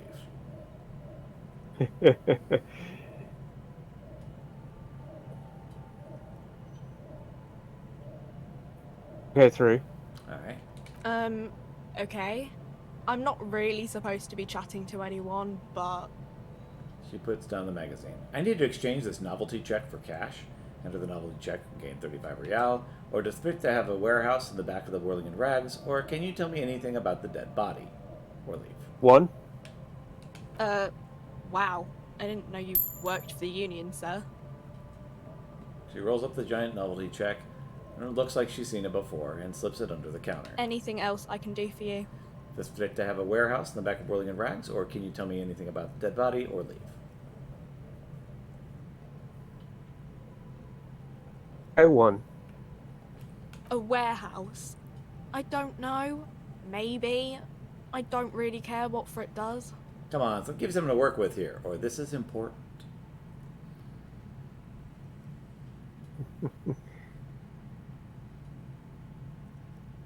Okay, 1. She looks up from under her brow. Fine. Frit doesn't have a warehouse. Just a little back room here. Okay? Turns back to her magazine without waiting for you to respond. Can you tell me anything about the dead body, or leave? Hey kids, who wants to talk about dead bodies? I 2. I don't really know anything. I mean, I know it's there, but I haven't seen it, so... Do you know the man who died, or how long has it been there, or what do you think happened, or thank you for your help? 3. 3? Alright. What do you think happened? I don't know. No need to worry. It's just standard procedure for us to ask around. If you hear anything, let us know, okay? Lieutenant's voice is soothing and professional. Okay. She scratches her nose. Do you know the man, or how long has it been there, or thank you for your help? 1. 1? Alright. Not really. Not really. Does it mean you knew him a little? No. I didn't know him at all. Okay, how long has he been there, or thank you for your help? Yeah, how long? I don't know, really. long. And thank you for your help. Uh-huh. She brushes a strand of her hair off of her face and tries to return to her magazine. All right, leave. Okay. All right. I think that's it. Open an apartment door for Claire. We have the key, so we can do that for Everett. Okay. So, to the dead body, to the apartment, to the basement, where do we want to go? Ooh, yeah, so many choices now. Right. Or we could pay off the guy for tonight's bill. We could go talk to the union guys. There's a lot of choices at this point. Okay. We could check up on the armor. Oh, we need to do that. But that was like in the evening, though, was it, right? What was? Calling back about the armor. I think we can call back now. Okay. You want to do that? Yeah, sure. All right. Hold on. In the morning light, the white on blue police livery on the motor carriage cannot but catch your eye. Wait, why am I even thinking about this? Wasn't I supposed to... No time for this, gotta run. One? Alright. Do something important? Something murder-related? There's always something important. Doesn't mean you can't take a moment to admire this piece of machinery. Even at a standstill, the unibody Caprice Kanema looks sleek and dynamic. The cabin is tilted frontward to give it a more aggressive, hunched look. Someone has waxed it recently. The machine really puts the loco back in locomotion. Point to the vehicle. That is so cool. Or, I don't like your machine, Lieutenant. It looks impractical. Or, a motor carriage. One of many. Or, actually, motor carriages don't interest me. One?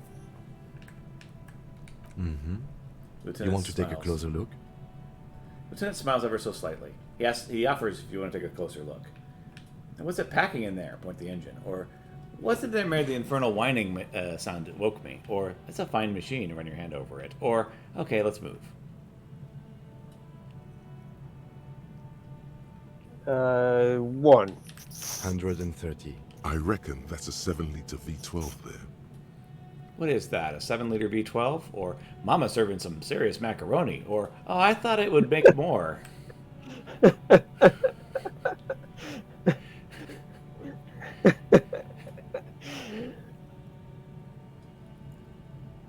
All right, let's do two.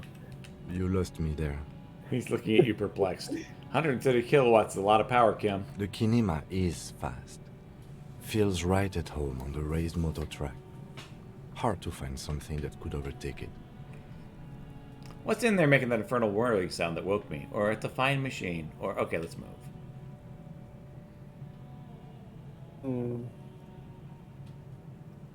Three. Yes. An extraordinary machine. The gentleness in the lieutenant's voice as his eyes run over his vehicle's contours. Helium headlights would improve the range and quality of the visual field a lot. It's a bit girly right now. Fit it with some proper off-road components. Ever thought about switching to helium headlights? Or, with a winch and some mud tires, you could take that off a beaten path, Kim. Or, okay, enough about the details. One. Actually, I have a pair at home. Just haven't gotten around to fitting them yet. I need to lay some wiring for the ballast first. If we ever get this case solved, maybe we can go do it together. Or, that sounds like a hassle, but good luck. Okay, one. Maybe. Yes, definitely maybe. He replies with an apologetic smile, and nods. What made that whining sound? Or, okay, let's move. Two. You mean the coil noise? What's the coil noise? When variable current passes through wires that make up the coils on the electrical system on this machine, it causes vibration in the wires and the cores of the coils. When the frequency of the current in the coils falls within the audible range, the resulting vibration creates the whiny sound you mentioned. Whatever you do, don't make fun of the lieutenant for explaining this to you. You're such a binoclard, Kim. Or, wow, how do you know all that? Or, that's exactly what I thought.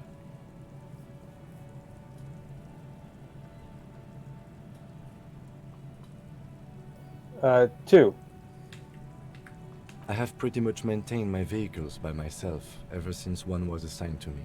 You inevitably pick up some knowledge on the way. There's pride in there. A trained driver knows his ride. Okay, ready to move? All right. Let's roll.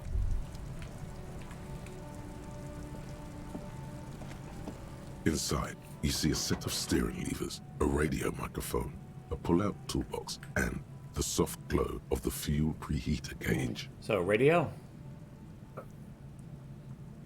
Sorry, I couldn't hear that. Is that a yes? Yes. All right. This is Precinct 57. How may I assist you?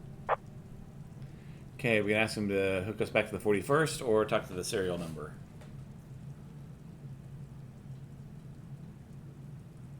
Three. Yes. The armor was produced by Fairweather in their facilities in Betancourt, sur la Clé in 42. It was part of a special order for Corps de Pharmacie, a security firm contracted to protect the interests of Oranese pharmaceutical companies in the Seminine conflict. So, it seems the armor went to Seminine. That's where the paper trail ends, though. Even the firm has proven difficult to track. Corps de Pharmacie has been renamed several times over in the years since the armor was issued. Do you know what it's called now? The most recently registered firm that the ICP has been able to connect to the CDP is a military contractor called Trinell, and the one before it was Downwell. I think they might be the same contractor. A suit of armor like this would have been manufactured with a particular person's physique in mind. You should ask for whom this suit was fitted.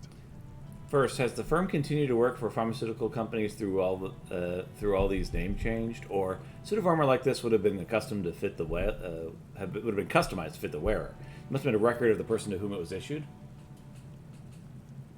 Two, yeah. Yes, but the ICP tends to be reluctant to share private sector records. I could try to talk them into it, though. This is a fun challenge for her, an opportunity to contribute beyond doing her job by rote.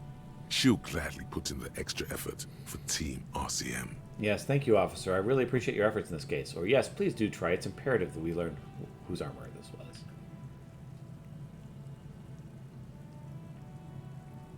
One. Glad to help. Call back tomorrow. Hopefully I'll have more for you then. Okay, so connect to the 41st, connect to me, Sylvie, or we're done.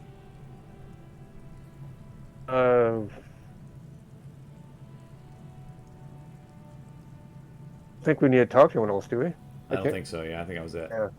So we're done? Yeah, I think so. 57, over and out. Our voice disappears into the In the void. cabin, you see a set of steering levers, So a is that it? radio on a hook, a pull-out tool. Alright, I think I see some trash over here. Ah.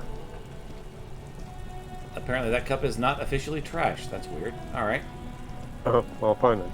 Oh, you know what? We could actually talk to Renee over here. That'd be another option. Yes. You want to do that? Sure. We're I find still a bull, waiting though. for a replacement for the bull you sent sinking. Renee, I found your guard booth. Want to do that one? Yes, the Debardeurs Union pays me to stand vigil during the night. He looks down. Not out of any political allegiance, mind you. I'm an old man. Don't sleep more than a few hours every night anyway, and money is tight. Adds with a slight sigh. He feels like he has to justify himself for some reason. You must have seen something on the night of the murder. Your booth looks right into the yard. Or, I saw a picture in there. You were in it. You looked happy. Who's the girl? Or, got it, thanks. Two. Two? Alright. She is nobody. This is none of your concern, and I refuse to discuss my private affairs with the RCM.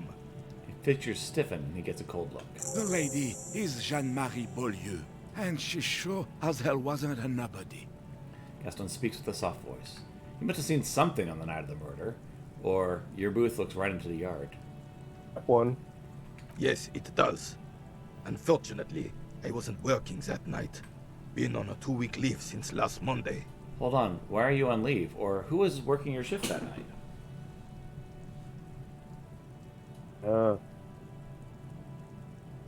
Two. No one. The bus has been unmanned since last Monday.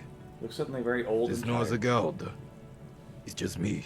No one has been guarding the container yard since last Monday. Yes! It's not actually an issue. I mean... He nods before hesitantly continuing. Look, officer. The container yard doesn't actually need a guardsman. Never had one before René.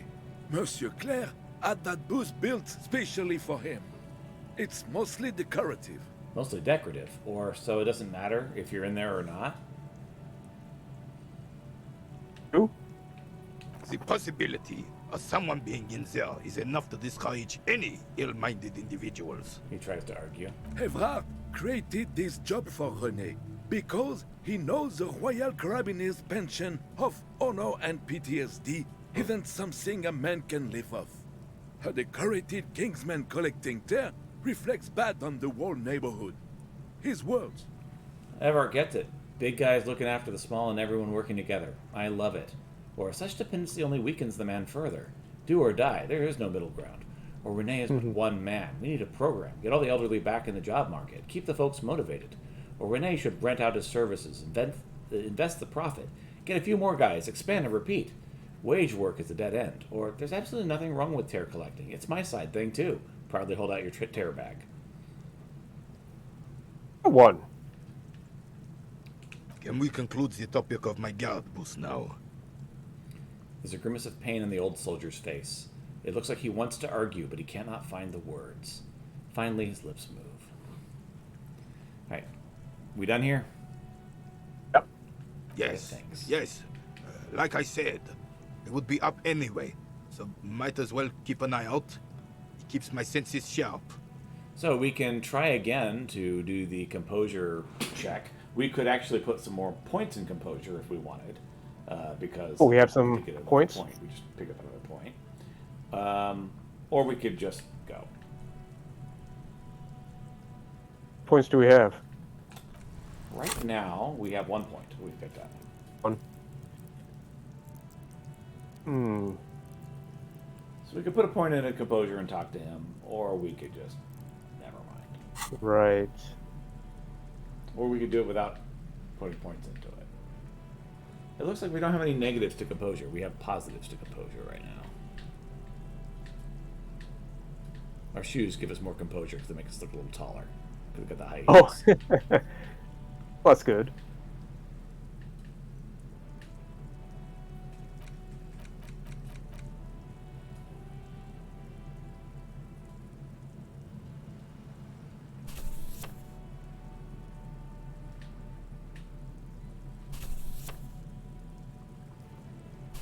We could try it, I guess.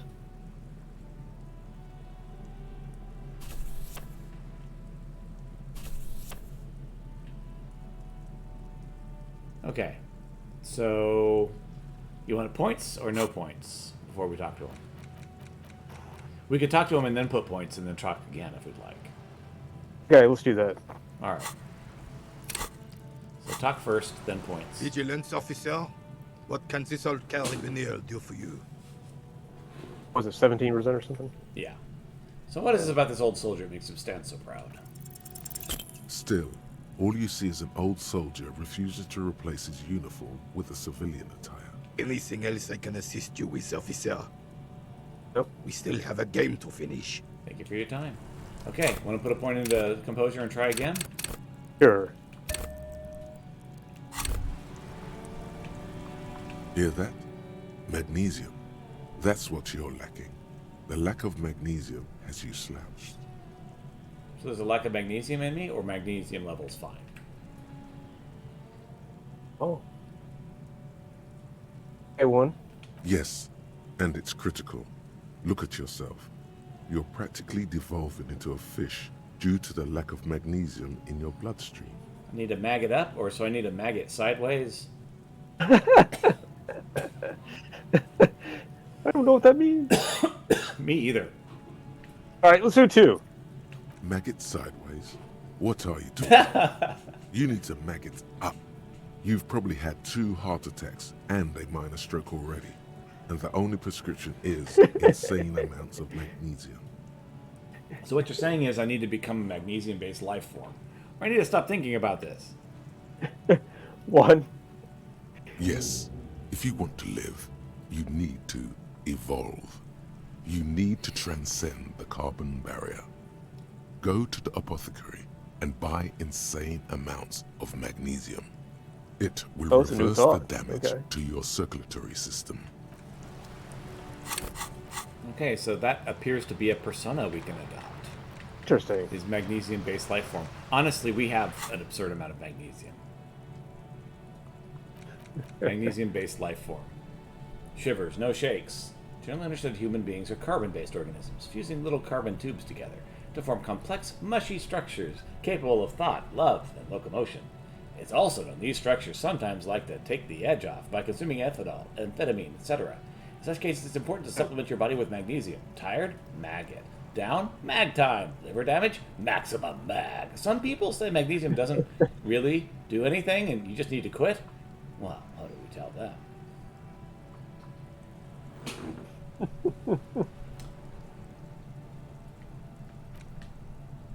So we would have to unlock a persona to do that. Yeah. All right. So that's not happening today. I have any points for that, right? Right. All right. Let's talk to him again. Vigilance officer. All right. What can this old carabiner do for you? All right. You want to talk to him again? Let's do it. All right. What is it about this old soldier makes him stand so proud? Still, all you see is an old soldier refusing to replace his uniform with a civilian attire. Anything else I can assist you with, officer? Thank you for your time. Yep. Okay. It's Try. hard, you know. Just so hard sometimes. Hick. Okay, so we can go to the basement. We can talk to the union guys. We can look at the dead body. Oh yeah, in the cafeteria. Mm-hmm. So what do we want to do? Well, let's check the body. All right. That's also what I would prioritize. So Yeah. that's down. Who knows what Kuno will And while do we're if here. he's lying on the ground. Yes. The corpse lies on the ground among the remains of an absolutely demolished pinewood branch. It's gently laid on one side. Beautiful. Wipe a tear from your eye. Well, it's down. Celebrate a more reserved manner. 2. Mr. Measurehead has done a good job. Nothing is too broken or compromised. The victim is ready for a field autopsy. A field autopsy? Yes. 1. Investigation of the scene. 2. Initial examination of the victim. 3. Field autopsy. 4. Transportation of the body to the morgue. We are on number 3. All right, field autopsy time. The fuck are they on about? Cop's gonna cut his shit up! Don't we have someone else for this, like a doctor? Or don't we have someone else to cut this crap open? Or got it? Mm-hmm.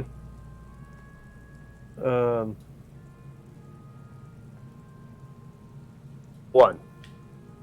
No, you and I are detectives. The honorary rank of detective signifies our ability to handle the entire incident chain, from autopsy to cleanup to social work, everything. Wait, honorary rank of detective? Or yes, I feel like a detective. Or I don't think I'm a detective. 1. An honor and a burden attached to your rank once you've proven yourself able, usually after 5 to 8 years of field work. Mine is lieutenant detective. Yes, I feel like a detective. Or I don't think I'm a detective.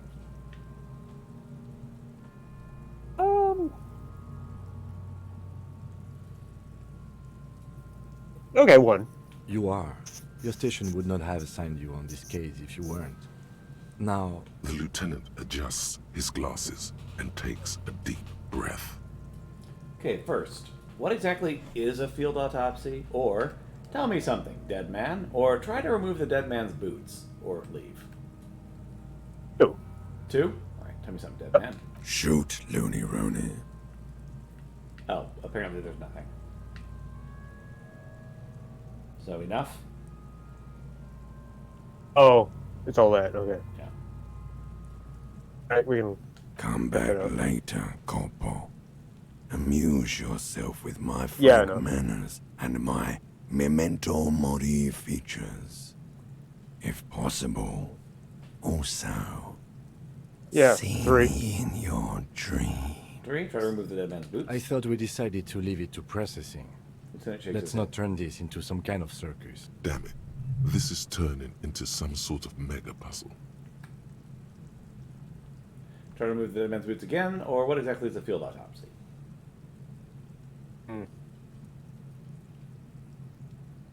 Day one. Come on, officer. You know what a field autopsy is. You've done 100 of them. He puts on a pair of latex gloves. Clap your gloved hands. Let's get in there. Or, yeah, let's get back to this later.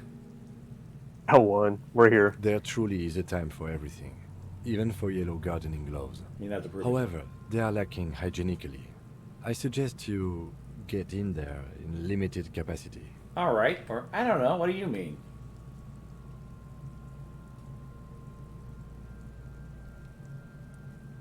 All right. 2. 2? I don't know. What do you mean? I mean when I need you to.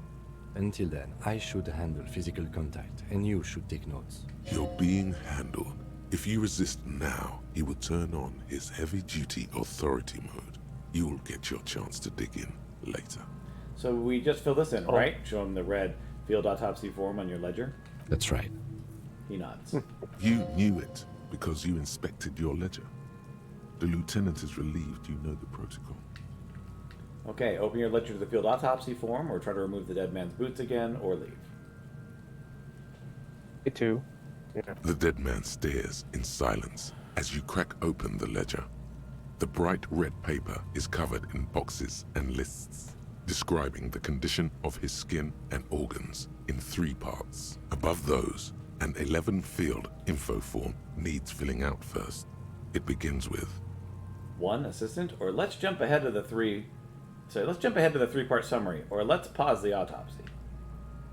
1. That's you. Write in the initials HDB. Write Harry Dubois, or leave it empty.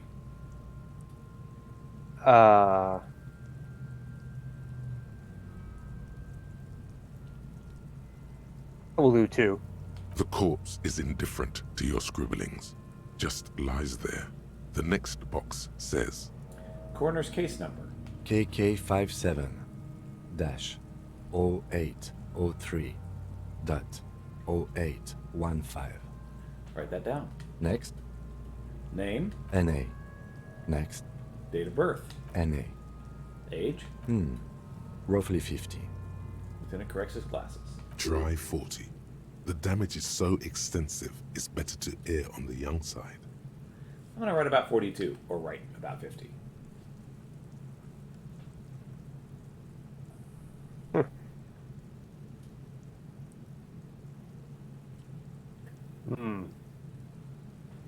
Okay, 1. He nods. Race? Mondial. Write it down. The pudgy mess of curdled meat looks neither mondial nor anything other. Sex? Fucky, fucky! The little monster exclaims energetically. Male. Pigs can have sex?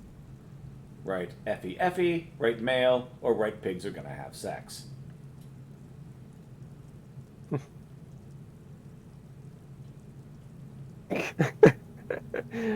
Two.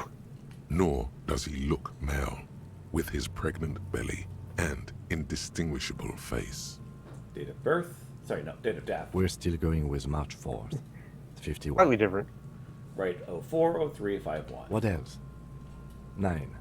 Body identified by is non-applicable. 10. Case number is the same as the coroner's case. KK 57 0503 0815 listens motionless, with the cargo belt still around his neck. Only one box remains.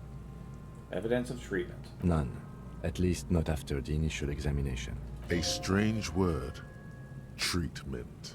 What exactly is treatment anyway? Or, I'm not so sure, didn't the footprints look like he was carried over? Or agreed, no treatment. Or, I'm not so sure, or what's next? 1. What exactly is treatment anyway? Interfering with the body's position or wounds post-mortem. Don't overdo it. It's okay to be unsure. I'm not so sure, didn't the footprints look like he was carried over? Or agreed, no treatment. Or, I'm not so sure, or what's next?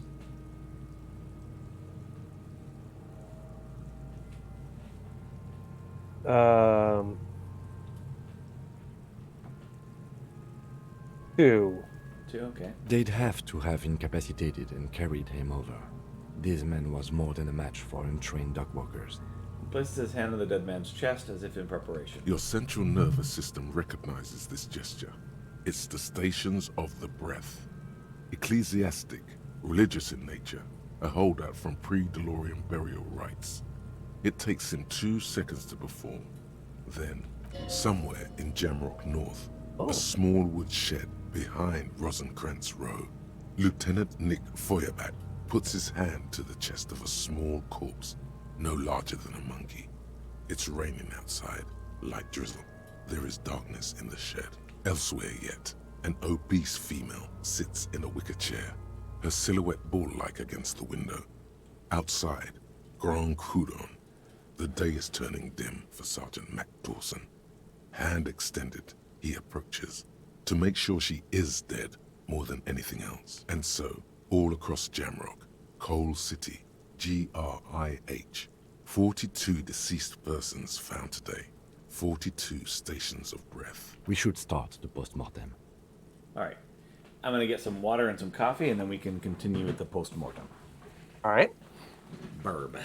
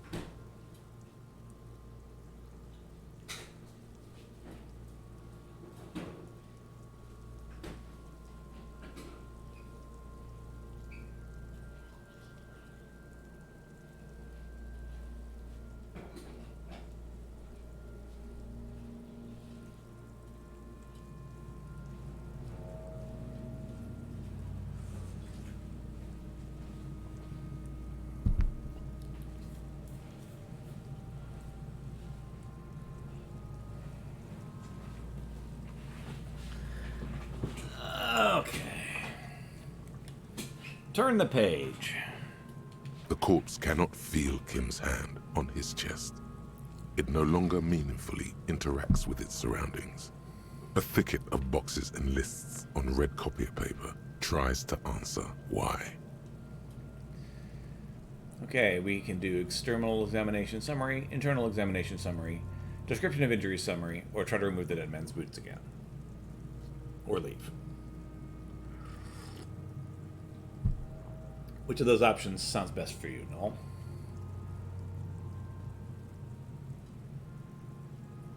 Ah, you left as well. Wow. Okay, that's awkward.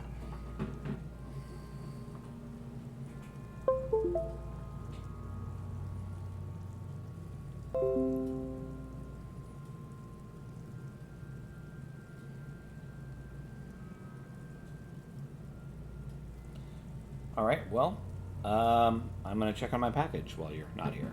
Be right back.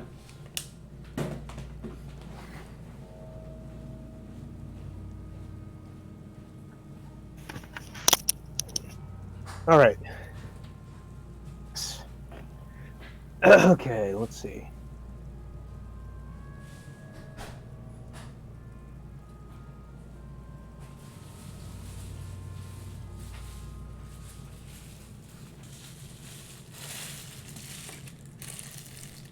I just start with 1, I guess.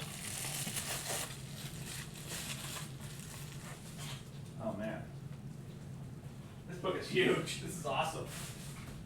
All right, let me set the book down and check and see if Noel has returned yet. Yeah, I'm here. Oh, you're here? All right, cool. Yeah, I ordered Journey to the West, Volume 1. Oh. Yeah, I want to check that out sometime. English translation, obviously. Yes. But yeah, the book is huge, and it's just Volume 1 of 4. Oh, wow, really? It's more culturally significant to the Chinese people than Lord of the Rings is to the West. Ah. But you know, That sounds really cool. Similar in fantasy element. Almost mythological. I mean, it's referenced everywhere. Yeah, it's kind of like how everyone references Lord of the Rings in the West, in China, in Eastern areas. They all reference Journey to the West because it's just so freaking well loved. Yep. That's cool. Yeah, it'll be fun to read. So that's something for me to read on the plane as I'm traveling. Nice. Okay, so what do we want to do next? I just start with one. All right. Clothes. The deceased wears armored boots and white briefs. The make of the briefs is Babrodin, I think. Let's see. He turns the body over to its side and checks the underwear level. See, it's happening. Babrodin, yes. Inexpensive. Size M. Color okay. white. The disappointment is palpable. The red-haired thing was expecting something more lurid. Write it down. The rest of the clothes have been removed post-mortem by scavengers in order to get to the victim's ceramic armor. Officers are in search of the missing pieces. Removal of the boots is left for processing. It would be clever of you to omit the boots altogether, sire. If you are to keep them for yourself, as you ought to, you have deserved them more than anyone else. Okay, so if we are going to collect all of the armor, the boots would unfortunately have to be included. Right. So when am I going to get them? Or omit the boots? Or write it down? One. Patience. After the autopsy, before the body is taken away, there will be a window of opportunity. After the lieutenant has gone to sleep. I hope this has helped you, my liege. Omit the boots or write them down? Okay, one. The boot has a serial number. It's E50.100.100. The lines between the plates are in the shape of the alphanumerical. The number is purposefully concealed by the design. And write that down. Tattoos. He stands up, feet planted on either side of the body. The upper torso is covered in a single, continuous tattoo, resembling a map of the night sky. It reaches from the right shoulder to the heart. The ink is blue and white. The assistant has a color photograph of the markings, to be added to the case files as document A1. The photo is taken on the scene, using a Trigat Mini. Write it down. The deceased has a cargo lashing belt around his neck, tied with a hangman's knot. Color yellow. Length 3 meters. There is a buckle on the other end. Write it down. Well nourished, athletically built, measuring 1.8 meters. Generally consistent with age 42. Preservation is good. Ambient temperature below freezing. Write it down. Body hair is light brown. Distribution is consistent with age. The deceased had male pattern baldness. Hair is combed back, short. He knelt in to get a better look. Touch the corpse's hair before moving on, or write it down. Short, light brown, male pattern baldness. Okay, one. The hair under your latex fingers feels cold to touch. Wet.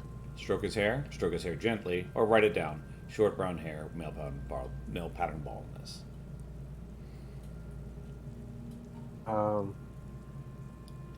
2. The stench is suffocating.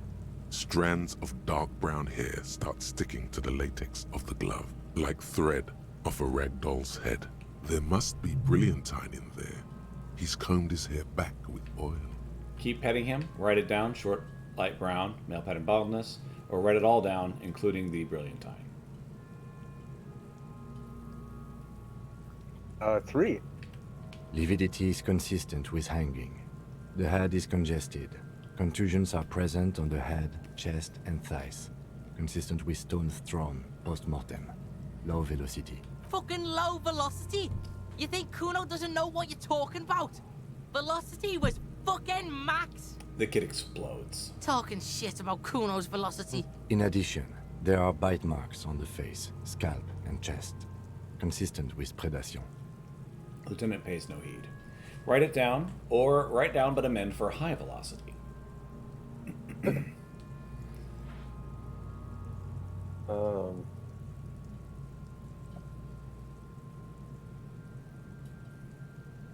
I just one.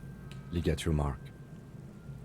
Lieutenant produces a small folding knife. With the other hand pulling on the belt, he starts cutting into the polyester. The stench is horrid. After a while, it's obvious the material cannot be cut. Steel wiring. There's too much of it. We need to remove the belt so we can get to the ligature mark. He concedes, breathless. You got just the right tool for that. The chain cutters. Oh yeah, I'm prepared, bet the chain cutters. Or, good thing we got these chain cutters. Pull out the rubber-gripped cutters. 2. Always good to think ahead. Now... He points to the rope squeezing the dead man's neck. We need to cut the belt to see the ligature mark below. Carefully, with as much precision as you can. See? My pig is gonna fuck his head off. No, he ain't. Your pig's a boring fuck. Yes, I'm Kuno's pig, I agree. Or I'm not your pig, Kuno. Or look for a good spot to cut. Or cut the belt off. 3. The belt is equally tight around the whole circumference of his neck, swelling over the edges like white bread, rising from the east. The knot is the weak spot. The chain cutters fit in there. Steady now. Like a flower arranger. 2 cuts and it should come loose. Okay. Interfacing gave us instructions. So, we have a better chance to cut it off now. So, 1, 2, or 4? 4. 4? Alright. After some deliberation, you sink the cutters into the knot tying the belt together. You squeeze the rubber handles together, sweat forming on your brow. Press down. Snap. The knot is slashed. Another cut and the belt falls apart like a flower bouquet, revealing the dead man's neck and the dark red ligature mark around it. The rope rises to a point, leaving a gap in the ligature mark. The suspension point is in the back of the neck. The lieutenant has kneeled closer, running his finger along the dark red groove until there's a gap. Hemorrhaging is observed on the skin, above and below the ligature mark. The mark is well pronounced, consistent with a drop from 1 or 1.5 meters. Write it down. Chest is intact. Normal contour. Abdomen is protuberant. Pelvis intact. Genitalia... He pulls down the man's underpants. No! It's gonna happen, see? I fucking knew it! This is clearly what they've been waiting for, ever since the autopsy began. The lieutenant is trying to make it as boring as possible. Genitalia is male and unremarkable. No evidence of injury. Does it look like he was enjoying his moment of death, or inspect the genitals, or write it down and move on?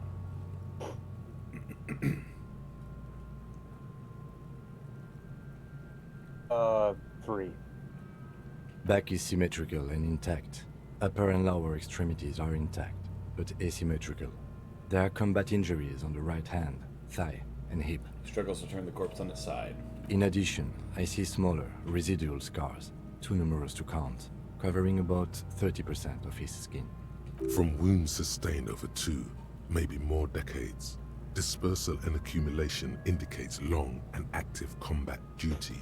This scarring is extensive, way more than a law official's, or write it down. 1. We have a real museum here.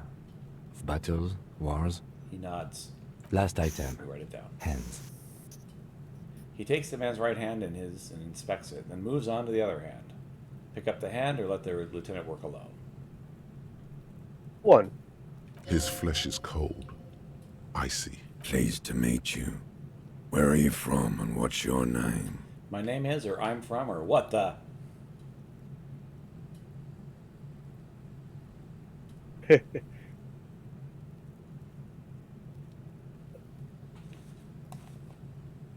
Uh, 2.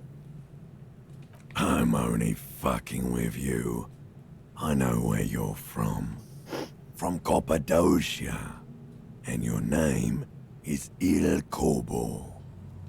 What can I do you for, Il Corbo de Cappadocia? It's good to hold your hand. Did you like it when I stroked your hair? Or nothing? I got nothing.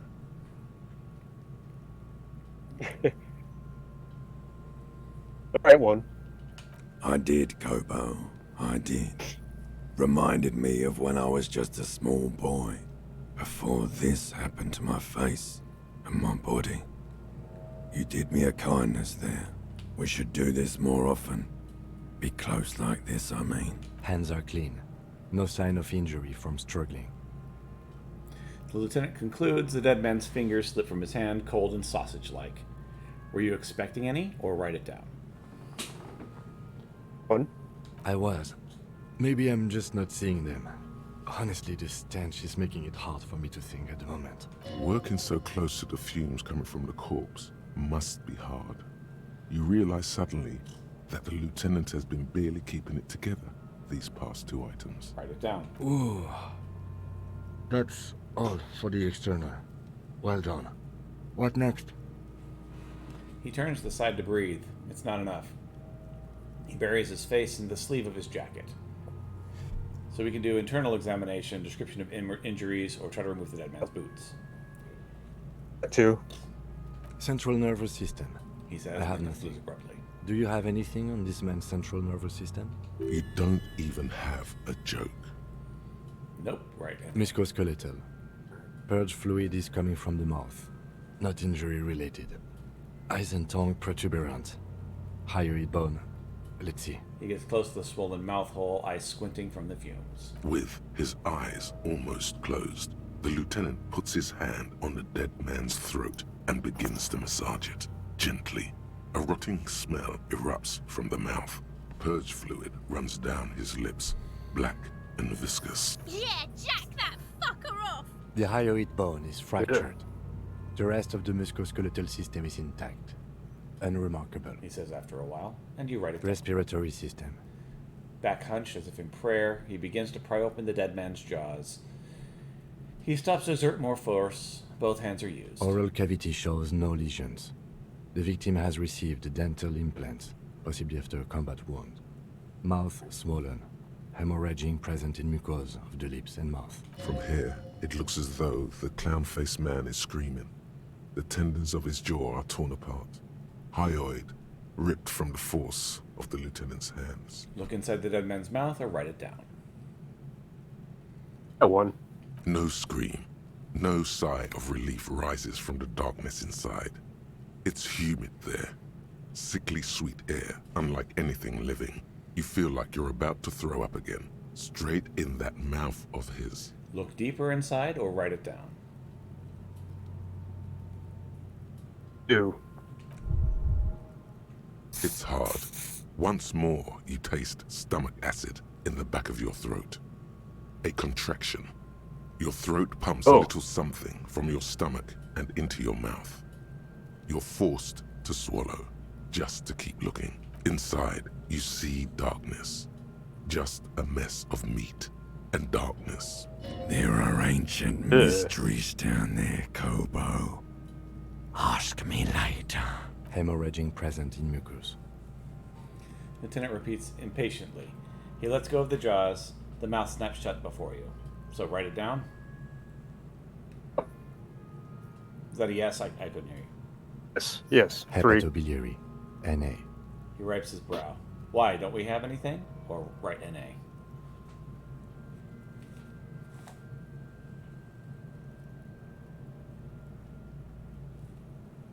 One.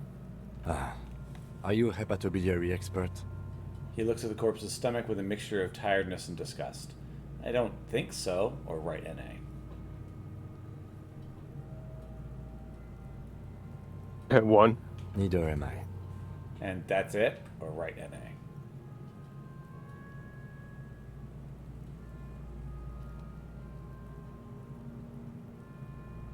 One. That's it. Write NA. Same for toxicology and serology. NA. Both, or write NA?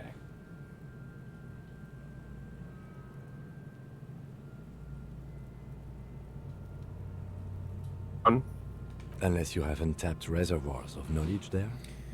The completionist in me wonders if there's something more we could still do, or write NA.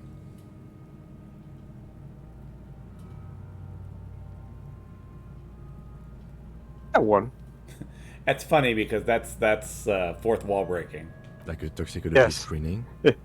At this stage, I doubt processing will find anything, even if he was brimming with cocaine. But still, you should add a request. Write NA and add toxicology requested. Cardiovascular. The body exhibits heavy lividity. Blood has gathered in the hands, feet, and neck. Hypostasis is visually consistent with the hanging. Write it down. Gastrointestinal. Yep.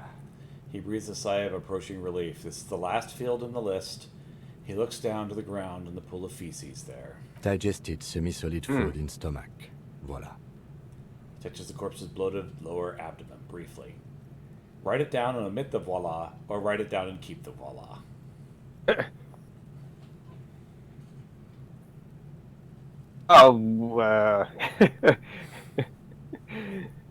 Such an odd choice. Indeed. Yeah, sure, let's add it. Why not? Or keep it. What's next on the list? Description of injury summary, or try to remove the dead man's boots, or leave. That's 3. Or Let's I have see. 1, I mean. We have bite marks. 1, which is contusions choice on 3. Head and chest, and a ligature mark encircling the neck. You'll need 3 fields. Leave a 4th one too. Okay, so bite marks, contusions, ligature mark, or 4th injury field. Let's go down the list. All right, bite marks. Head, chest, and scalp bite mark injuries. Predation by birds has caused damage to the body. Odontologist does not need to be consulted. Write that down. And your opinion, officer? Beneath the description, there are 2 boxes waiting to be ticked. Opinion, fatal injury, or opinion, not fatal, post-mortem.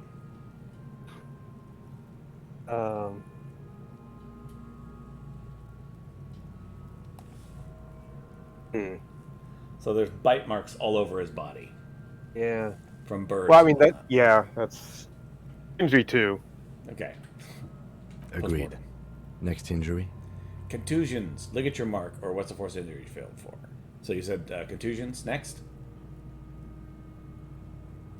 You said we're going down the list, right? Yes, yes. All right, contusions. So, the scalp bleeds from a post-mortem head injury, a stone. The injury does not have the rim of an early inflammatory response. The perpetrator on the scene has confessed to causing it post-mortem. At maximum velocity, fucko! Has confessed to causing it at maximum velocity. The lieutenant's admission has caused great gratitude in Kuna. He is silent with it. And we write it down. Coagulated blood sticks to his scalp and chest, where the countless stones have hit the dead man. Beneath the description of injury, 2 boxes. So, opinion, fatal injury, or non-fatal post-mortem. Yeah, 2. Right. Next.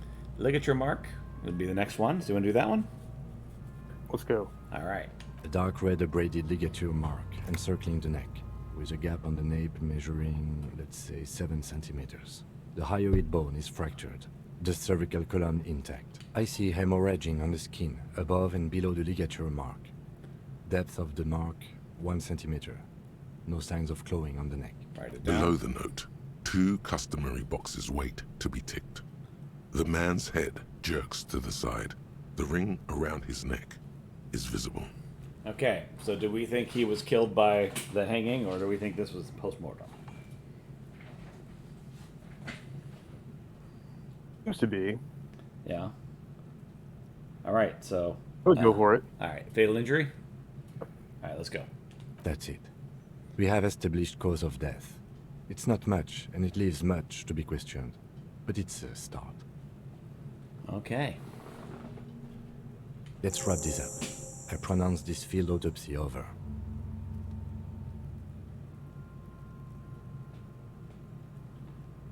All right. First, how did it go, or what now? I won. Well, we established probable cause of death. Some would say that's the goal of an autopsy. We also requested a toxicological screening. That was thorough. The results should arrive in a couple of weeks, if we are lucky. I will not hold my breath. What else? We were thorough with the list of injuries, too. We described them all in detail. What is there to say? Given the circumstances, it was a professional field autopsy. Okay, and what now?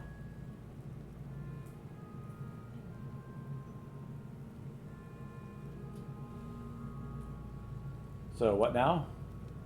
Wait. I need a copy of that autopsy form. Then I will drive him to Faubourg. Rip out a copy of the autopsy pages. For processing. He looks at the dead man one more time, and then the slip of red paper in his hand, and then the corpse again. He's thinking, did I miss something? You tilt your head, also looking at the corpse. I'm sure we didn't get everything. There's always something. Try to remove the dead man's boots again, search the body one more time thoroughly. Let's bag him and take him away, or let's leave. Oh. So, yeah, 3, although we'll probably fail. Right, that's almost certain failure. We should try it, I guess. Go ahead. Yeah. You run your hands over the victim's cold body, his limbs, his torso with its swollen organs. Maybe you should be more thorough. So we can look at the pants again, we can look under the fingernails, or we can just give up. Okay. A 2. His fingernails have turned dark. They're chipped and quite long. There is dirt under them. That's all. Do you think we missed something? You can't shake the feeling that there are more secrets concealed in the flesh before you. Yeah, there's something we're not seeing. Or I've got a gut feeling there's more to this corpse. Or no, let's just leave it to processing.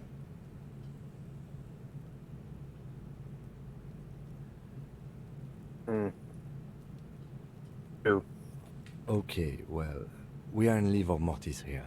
He is disintegrating. We need to refrigerate the body if we want to conduct another examination, and we need to do it fast. Can't he just hang out here for a little while longer? Or okay, where do you find a fridge for this body?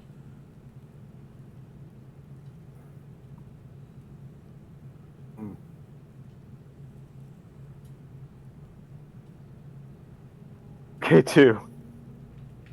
It would have to be industrial in size. Let's start by asking Gart at the Whirling in Rags and the Fritz store down at the gates. If they don't know, but only if all else fails. His voice trails off and his gaze settles on Kuno. Fuck are you looking at, Beano man? You want a piece of the Kuno? Wanna get fucked? Only if all else fails. He stresses that he does not want to ask Kuno. I take another look at the body first, or let's hurry then.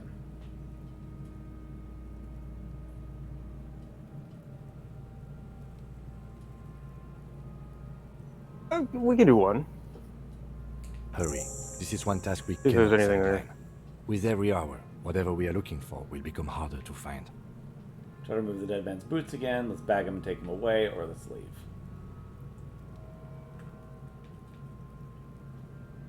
That perception looks like it's going to be very hard to pull off. Yeah.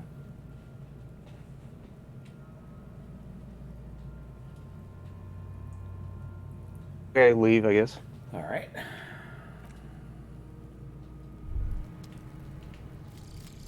Kingdom of Conscience. The Kingdom of Conscience will be exactly as it is now. Moralists don't really have beliefs. Sometimes they stumble on one, like on a child's toy left on the carpet. The toy must be put away immediately, and the child reprimanded. Centrism isn't change, not even incremental change. It is control over yourself and the world. Exercise it. Look up at the sky, at the dark shapes of the coalition airships hanging there. Ask yourself, is there something sinister in moralism? And then answer, no. God is in his heaven. Everything is normal on earth. Everything's right with the world. Moralist dialogue options heal 1 morale, so basically opting out of political discussions gives you extra morale. Learning cap for volition raised to 5, so you are much more sane. And raising your lower logic, your learning cap for logic also raises it to 5. Nice. So you're very logical, very sane. And if you opt out of political discussions, you gain morale. All right. So, we do have an extra point we can spend. We don't have to spend it right now. We can just kind of wait. We do? Okay. I don't think we have anything. Well, let's see.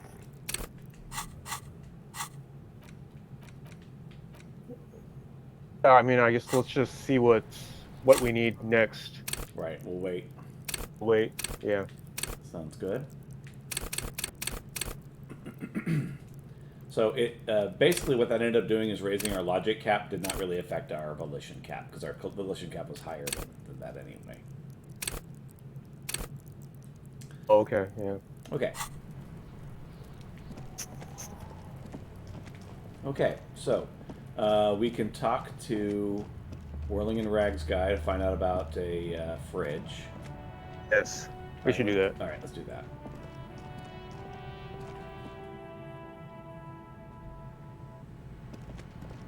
We also have these guys from the union. Can I help you? About my bill for tonight, or I need a fridge, or I need a drink, or I'm gonna sing karaoke. Yeah. Let's do one. Okay. We'll take care of Got that. the 20 real. Yeah, 20 real for the night. Good. You got the room for the night, but remember, you'll need another 20 real tomorrow. I need a fridge, or I need a drink, or I'm gonna sing karaoke. A fridge? Okay. Yes, yes. For the dead body. You want to put a dead corpse into my fridge, right? Corrected. No. No, we want to put a very important dead body into your fridge.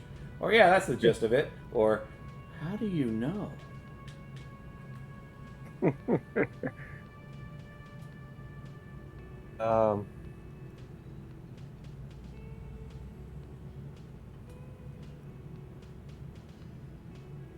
Who? I don't care. You're not putting a dead body into my fridge. Why? Or I'm not even going to ask why. You're just going to say something mean.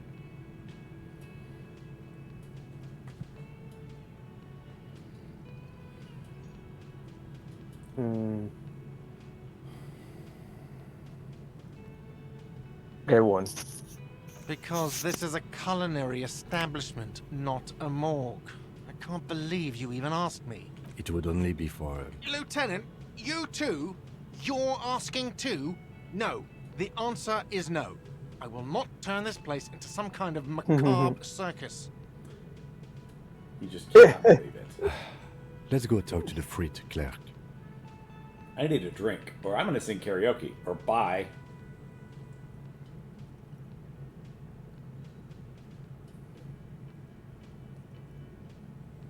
Okay, I think we're done. Alright. There was something right there. Oh? The tomatoes are very thinly sliced. You can see right through them.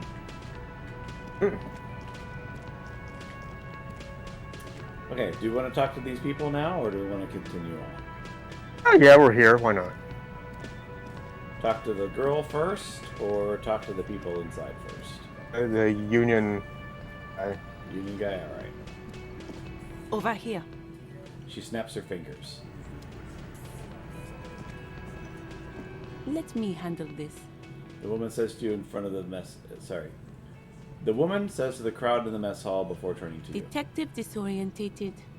She smiles Are coldly. you still wondering where you are? This is Martinez, in case you've forgotten. I advise you not to overstay your welcome. You're the gardener. Or you lied to me. You're not a gardener. Or I just wanted to know more about the place before I check it out. That's normal.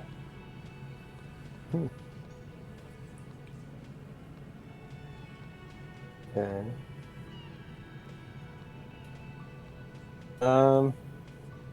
One. No, I am not a gardener.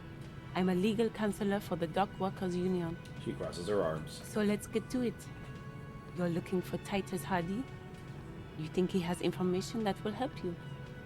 Maybe he does. She points to the man on her right. That's Titus. Talk to him. But know this. I'll be keeping an eye on you. No strong arming. Nothing official. The District of Martinez does not recognize your authority to make arrests. It doesn't matter if you recognize our authority. We will make an arrest if we have to. She says nothing. Her glare speaks for her. Could this be the Miss Beaufort that Easy Leo mentioned? The one Mr. Everett sent to law school? What's your role in all this? Or are you Lizzie Elizabeth Miss Beaufort? Or what I want to talk to, but what if I want to talk to you, not Titus? Or what are you going to do to me? Or why are you so aggressive? Or I should talk to Titus then. 2. I suggest not wasting time on trivial pleasantries and focusing on why you are actually here. Titus Hardy. She points to the tall man by the table. Even though she has excellent control over herself, something moved behind her eyes. In the way she stands. In her face. You caught her off guard. Okay, fine. Push her some more. Easy Leo told me about you. He likes to talk a lot. Or Hardy. Not yet, I had another question.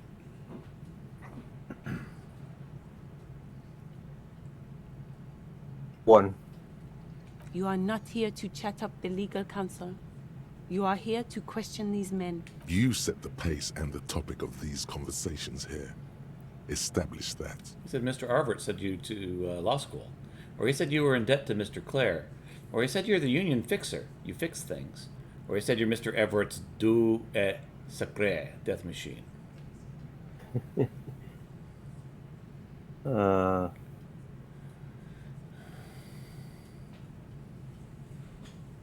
One.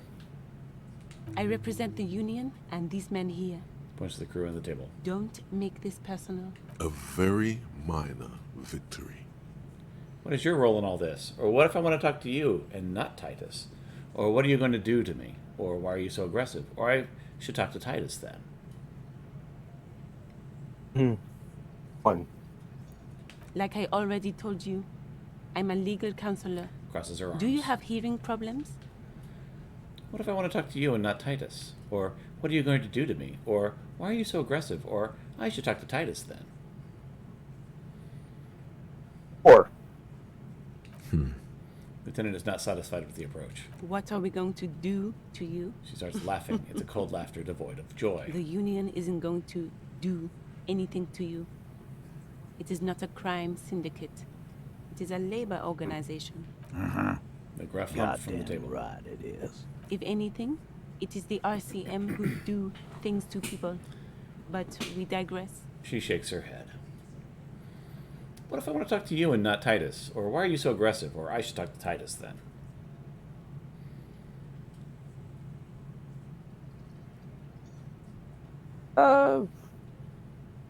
4. Aggressive? You make your living enforcing violence. These people are just dock workers. So you were spying on us, and now you represent murder suspects. Just dock workers. Listen, you moral intern lackeys. You're a mob, enforcing the unlawful privatization of Revachol. 20 fat men in the Occident are stealing it all, and you're their bodyguards. Fuck yeah. The tall, broad-shouldered man takes a sip from his beard. So ask what you came to ask, or get back to your commanders. The world needs a financial buffer zone. No need to get emotional. Or the privatization is not unlawful, it's cool, and it's funny. Maybe you're just not historic individuals. Or, I don't know where you heard that, but it's wrong. The RCM is principled and strong, unlike you socialists. Or, I liked that, good start. Let's take it a step further. Armed uprising. What are the union's plans? Or, yeah, let's do that. Let's ask those questions.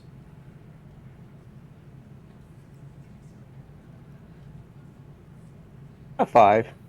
Let's. What if I want to talk to you and not Titus? Or Titus? Or I should talk to Titus then. I will talk to him. Okay.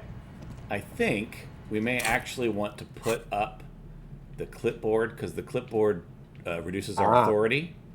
Yes, that's a good idea. And we want to equip the bottle. No, we don't want to equip the bottle. That's not going to help. Flashlight? I don't know. Maybe just not have anything. Let's see. What's the best gloves? We have electrochemistry or half-light. So we wear the threatening gloves, the jittery gloves, or the workman's gloves. Which works best? Maybe the threatening. All right.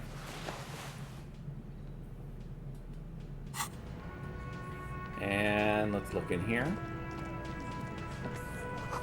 It's a bowl. There's spit in it. It reeks of tobacco. Look out the window. You see hawthorn bushes outside. Okay. So you want to talk to the guy? Sure. This is where you say your bit. The broad-shouldered man points at you with a beer can. He's used to giving orders and having them obeyed immediately. You should not indulge him. Detective. Lieutenant acknowledges you with a sharp note. He's leaving it to you. Precinct 57's finest scans the room, leaving the speaking to you. He trusts you. Maybe against his better judgment, but he does. Don't say anything yet, or first we need to talk about your attitude. Or we need to talk about the man hanged out back.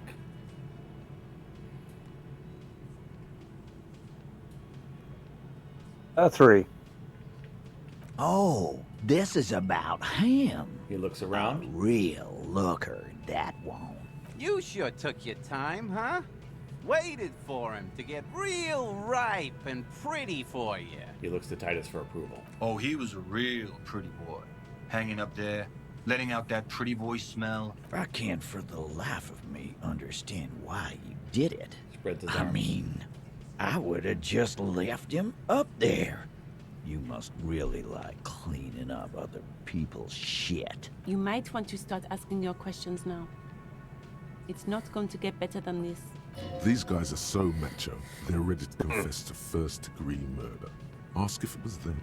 Do a head count first. Connect these men to the tracks you saw in the yard. Chances are they're going to match. Scan the room, ask them if they did it, or I'm going to take off. One. Starting from the right. Boot size 44. Blonde man, in his 30s. Overbearingly masculine, sitting on his right. Standard working boots. Size 45 or 46.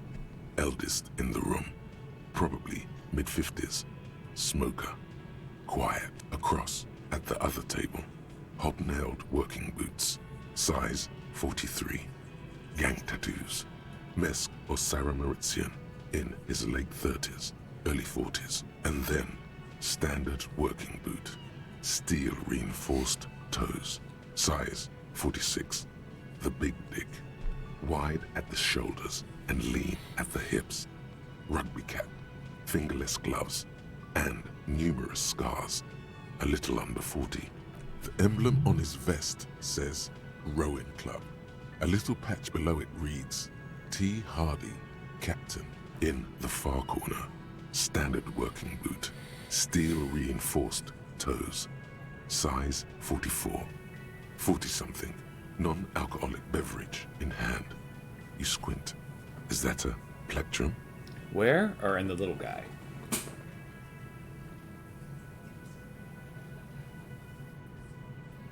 One. On his neck. Forget it. It's not important. Let's call this one the musician. And the little guy? Size 41. With the light step. Not a child, after all. An older man with a rat face. Mean, watery eyes, and 2 front teeth missing. In the middle, heaving and wheezing. Big guy.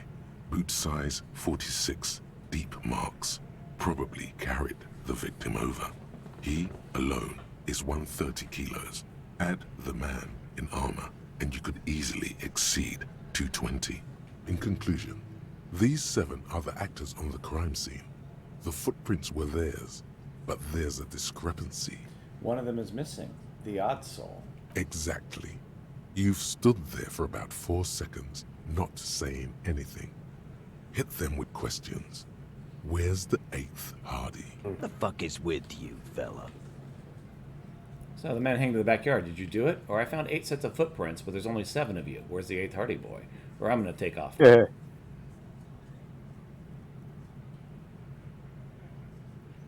A 3. What are you talking about, madman? There's no 8th Hardy boy. There's 7 of us and we're all here. He sizes you up. Or what? You want to be the 8th Hardy boy? We ain't hiring. He shakes his head. Actually, boss, we've been talking and we think she could maybe... This person Glenn wants to hire. He really respects her. She? So there's an 8th Hardy, and it's a Hardy girl? Who might it be? Elizabeth? The gardener? Shut the fuck up, Glenn! I do the talking here. Now what the fuck do you want, Carl? So let me get this straight. There is an 8th Hardy boy. It's a she, and you don't like us talking about her? That's right. We're not talking about this. This is a private Hardy Boys matter. Nothing to do with your shit. And he points at the lieutenant. You're not cops here. Don't go digging around if you don't want a bullet in the back of your head. I'm watching you. Good. We are all watching each other. Lieutenant of Justice. Officer, your question. There's no point in pushing it further, he thinks. This is already a victory. We'll learn more about this 8th Hardy sooner or later. So the man hanged in the backyard. Did you do it? Or I'm going to go take off now. 2. The pretty boy. Takes a sip. You guys really love talking about that pretty boy. Funny.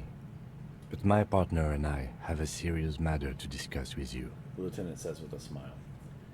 Why is there a container belt around the dead man's neck? Or why are the boot prints all over the scene? Or I've spoken to the dead man in a bizarre occult vision? Or you're involved somehow. I just don't have proof yet. 1. Why is there a container belt around the dead man's neck? Container belt? Like we use in the harbor? Yes. Why? Because we took it from the harbor where we work. Then we went out back and used it to hang him. We did this Looks you dead in the eye. together. All of us. Until he was dead. That's why there's a container belt around his neck. Aha. So you just confessed to murder? Or that's it, game's over. We got the perpetrator. 1? All right. Goddamn right. No. These 7 honest men have equally come forth. They told you what happened so that you don't waste any more of your time. They're playing to their considerable strength in numbers. Don't talk about arresting them. You'll only bring attention to your inability to do so. So you murdered him, just like that, with no remorse? Or you called the shots that night? Or when did this hanging incident occur? Or why did you kill him? Or how did you kill him? Or why not I just arrest you?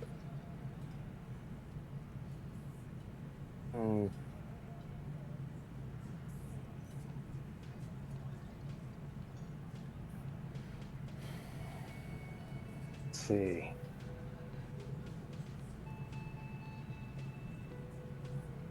Let's do 4. So why'd you kill him? Why? 'Cause he was worthless mercenary scum. And he stepped out alive in my town. So he's just a mercenary then, that's it? We're glad we cleared that up.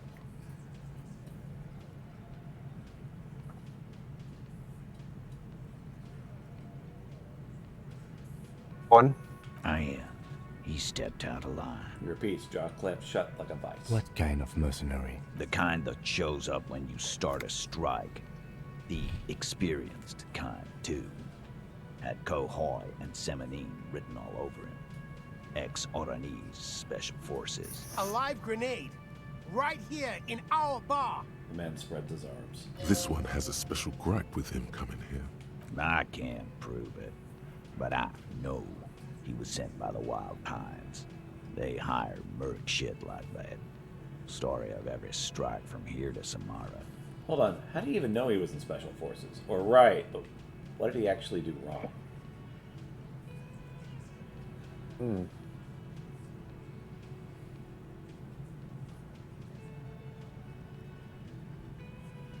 2. Wrong? He roars. He harassed women, raped one, harassed workers, threatened to kill some as a warning. He wipes spittle from his mouth. There's a slight unease in him, suddenly. He regrets mentioning the rape. To kill us all, if we don't open the gates, if we don't let the scabs in, if we don't bend over. He cracks his knuckles. That was before he started coming here. Yeah, he said it was his favorite joint now. Started coming here every night.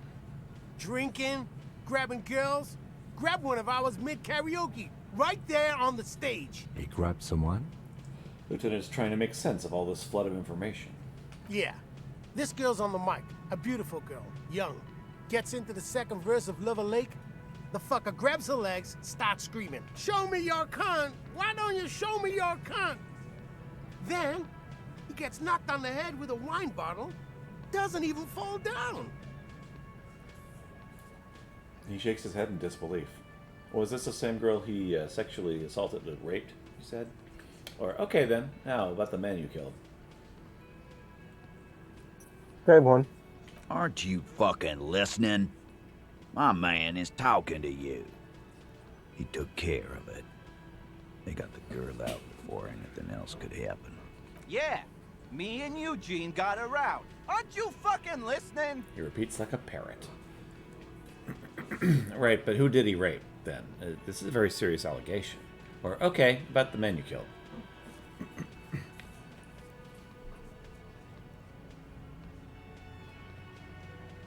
Two. No. You're not getting the name. That's a silence. Martinez matter. And I'm not discussing it with you clowns. Despite the stonewalling, you can slip one more question in. I'm going to ask one more time. Who did this dead man rape? Or, okay then, what did the man you killed?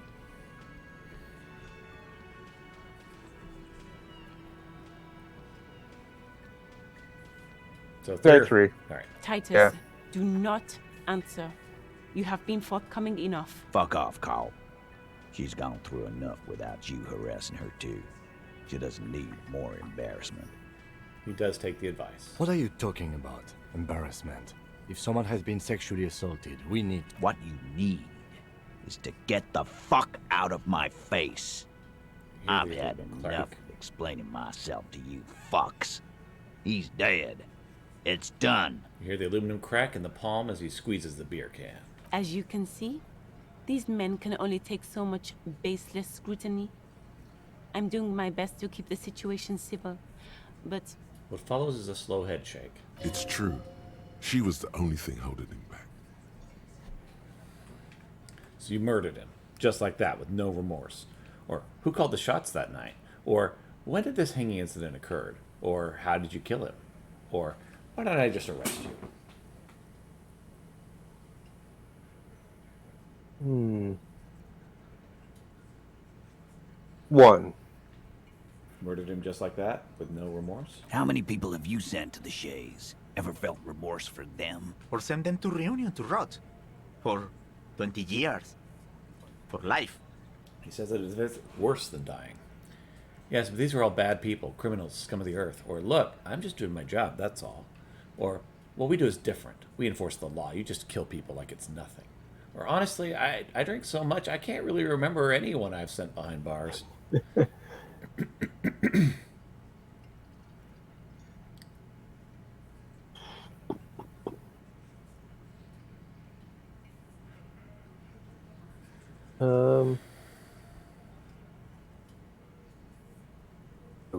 Two? Alright. Look, I'm just doing my job, that's all. Oh, so you are just a simple, well-meaning man, eh? He spits in the ground. Ever been in solitary? Prison is a charter. That's what it is.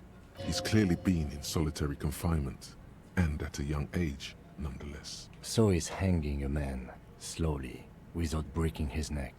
The lieutenant replies dryly. You called the shots that night, right? Or who did? When did this hanging incident occur? Or how did you kill him? Or why don't I just arrest you? Or so what are we going to do now?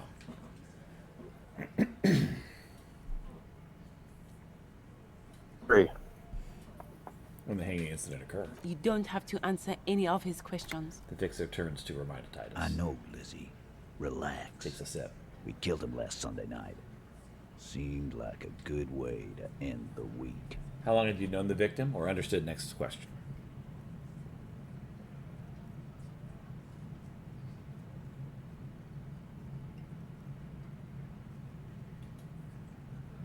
One. Known him? We don't associate with scum like that, asshole. Yeah! Who do you think we are? Quiet. He came around about 3 weeks ago when that Pines cow first sailed into town. Happy? Titus gives Glenn a stern look. By the Pines cow, you mean Joyce Messier? The representative for White Pines? The Lieutenant The same pretends to check company his you're notes. striking against? No. I mean the Pines cow. He stresses. The stupid-ass cow they sent in to fuck us over. But you know what? Rubs his chin, pretending to mull it over. Why don't you ask her about the pretty boy? I'm sure she has interesting things to say when you ask her hard enough. That's enough insinuation for today, Titus. He turns to you. She turns to you. Officer, your interview is drawing to an end. Don't waste your last questions. Who called the shots last night? Or how did you kill him? Or why don't I just arrest you? Or, so what are we going to do now? Oh.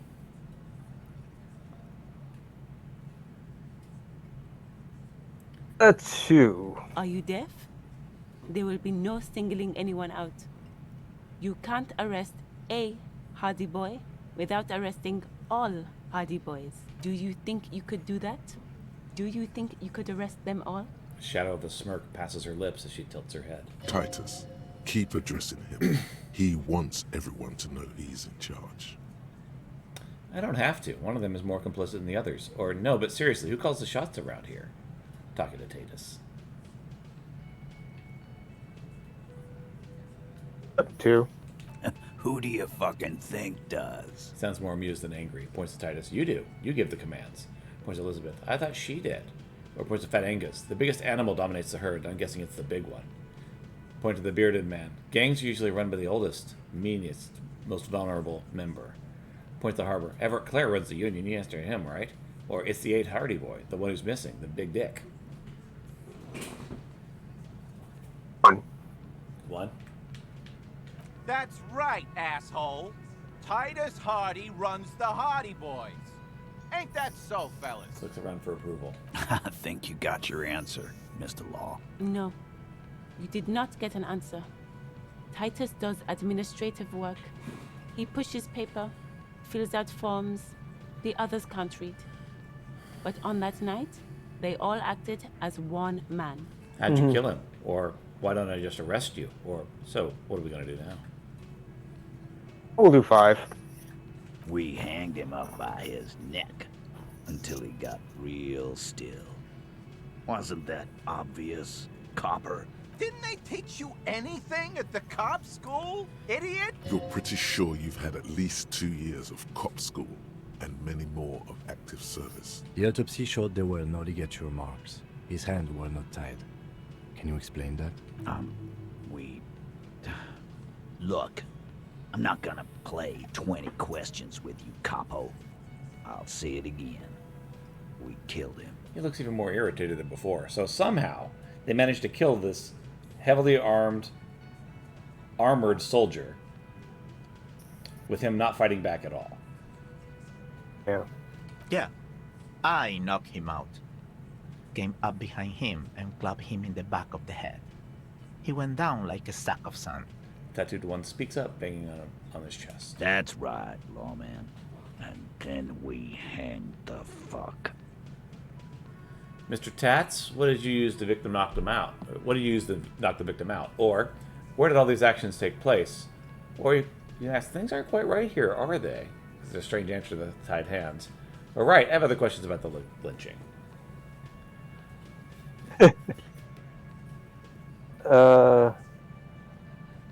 1. Mr. Tats, what did you use to knock the victim out? My fucking elbow, Copper. You Samurai boxing style. Where all this action take place, or things aren't quite right here, are they?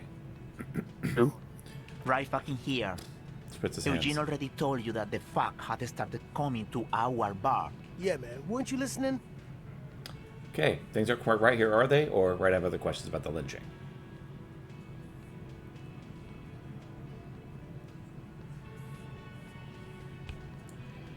Alright, we'll do 3. Titus is solid as a rock, and so are a few others. But First tell me who's solid or who's cracking under the pressure.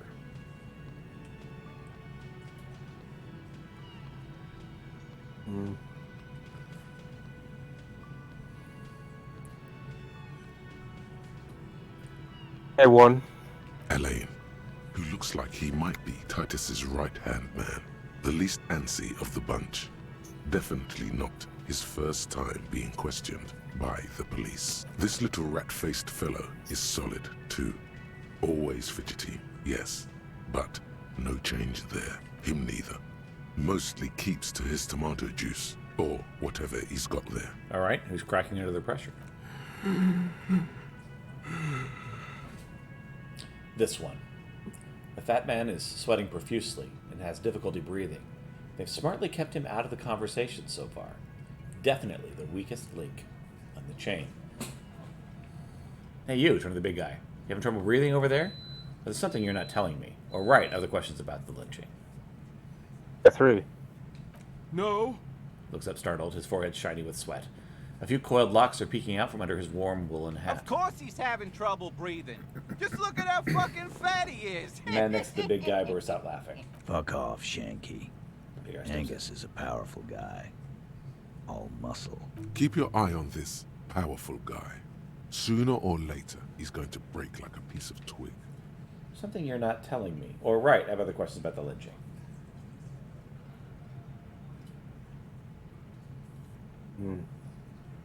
The poor. And fuck you, too, copper. Picking on Angus like this. We're done with this schoolyard shit.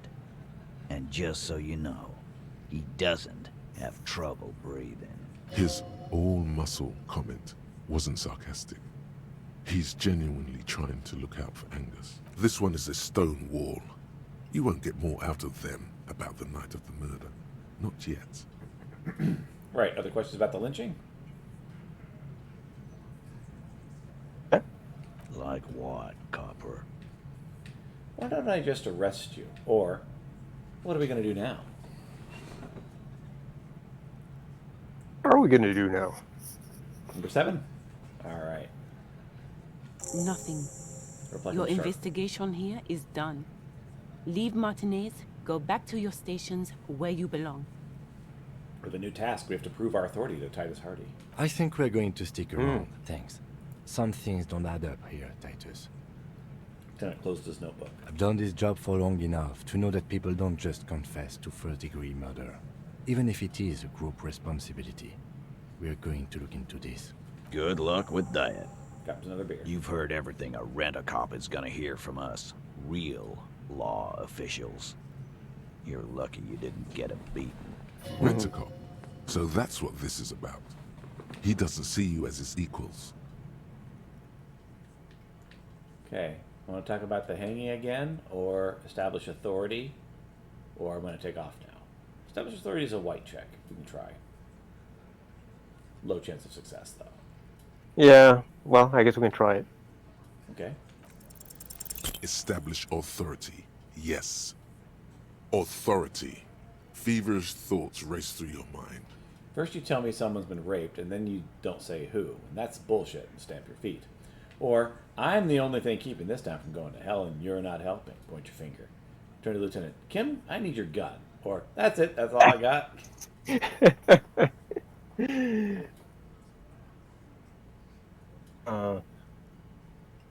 I shoot someone, that'll establish authority.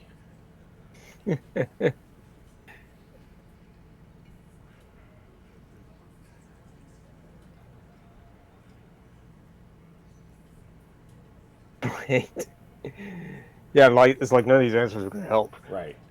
So 4 is the man. These are all crap. Yeah, we can do 4. Did you already try the gun thing? I hear the gun thing is excellent and has great results. You're probably right. The others are only there for filler, to make the gun thing pop.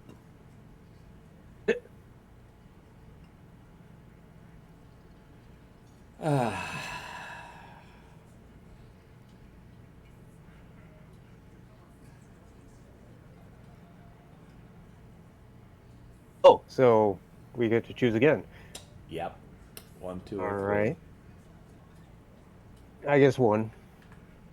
That's bullshit. Stop shitting your pants. You don't need to know, all right? We took care of it. The law handled it, all right? Yeah. Aren't you listening? It's done. Finito. You're not the law. I'm the law.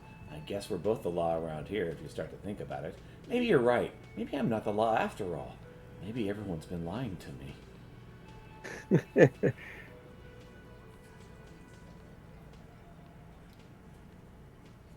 Hmm. Oh, let's go to. Well, let's see.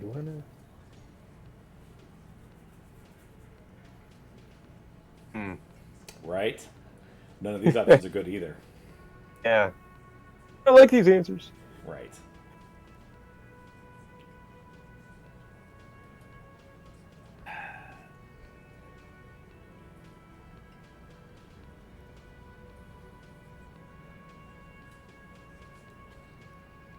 Yeah, I guess 2.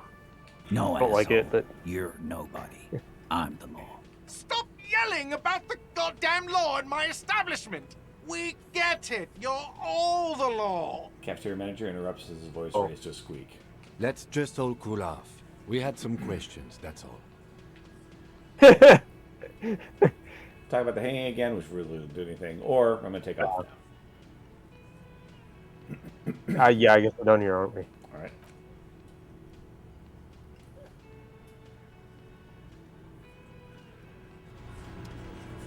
Okay. So we have 2 skill points. We could put them both into authority and try again. Okay. If that's something we want to do. That's something to try. Right. What was the percentage? It was pretty low, wasn't it? It was pretty low. Yeah. So we do have to prove our authority to this Titus Hardy. We have to somehow find out about the fridge, and then eventually send the victim's body to processing. And then, of course, we have to open the apartment door for Edvard. Right. So, do we want to just throw points into authority and try again? Yeah, we can do that.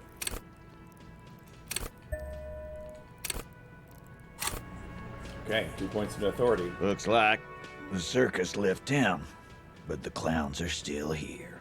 Titus does not look particularly happy to see you. We need godly authority, and we're not there. We could do 28% chance of success. Oh, yeah, we're better, but still pretty low. Right. Okay. Oh, well, we'll try it, I guess. All right, try again. This time it's going to work. You already ruled out the first bad option that didn't. I'm the only thing keeping this counter from going to hell, and you're not helping. Or, Kim, I need your gun. Oh, yeah, we're going to get the same choices. All right. Yep. 1, sure. 2, you mean? Okay, yeah, sure. And what exactly is it you've been doing that's so goddamn special? Shitting yourself in front of us. Going around, harassing kids on the street. Kids who've done nothing wrong. All the while talking racist shit. Don't think we aren't watching, fascia. People here trust us. We're getting complaints. I haven't said anything racist, or I don't even have a gun, or I haven't harassed any kids, or I'm not pooping myself. So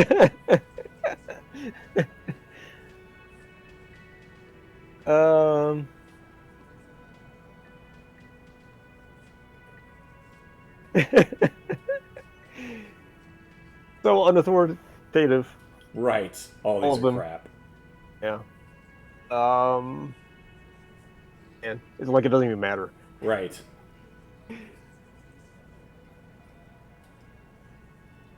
Three, whatever. I haven't harassed any kids. So you keep saying, and I do want to believe you, but it's getting harder and harder. E, didn't Carly say something? Yeah. None of the above. Callie said you've been hanging around the daycare center. In the bushes, man. By the jungle gym. Trying to set up some weird field trip. To your station. That's in your home. I can believe that.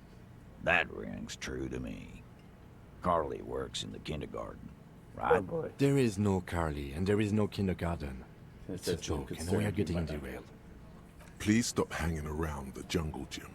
Whatever you're doing there is making you look awful, and it's not helping you with these guys at all. I don't even know what they're talking about. So we're done? Yeah.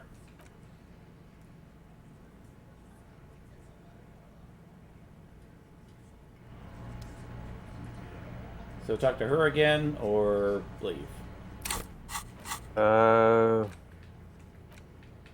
Good check. I don't think there's anything further. Right. No real authority. Oh, we got some composure. Pile of clothes, so we can look at the pile of clothes if we wanted. All right, let's get out of here. Okay, so we need to see if we can locate the fridge, so we can tuck the feet there.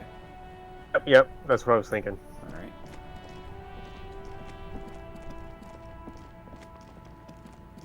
Currently 112.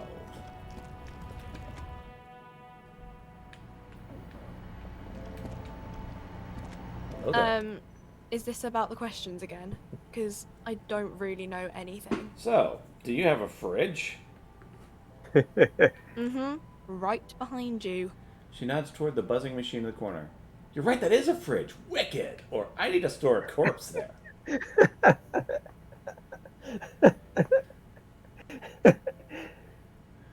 Let's do one first. Yeah. She's not really paying attention to you anymore. I need to store a corpse there. Or, well, enough about the fridge.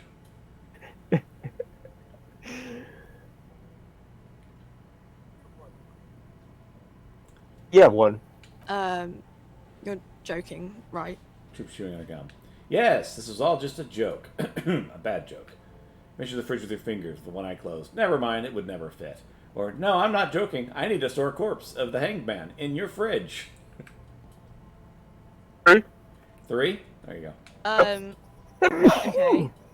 She looks It at the wouldn't fridge. even fit, you know. Now that I'm looking at it, maybe a glass-doored fridge in a public grocery store isn't the best option for storing a corpse. Pity, it would have been so beautiful. Or I guess you're right. Plus, the fridge is too small anyway. Or, well, thanks, Fricta Kirk. Clerk.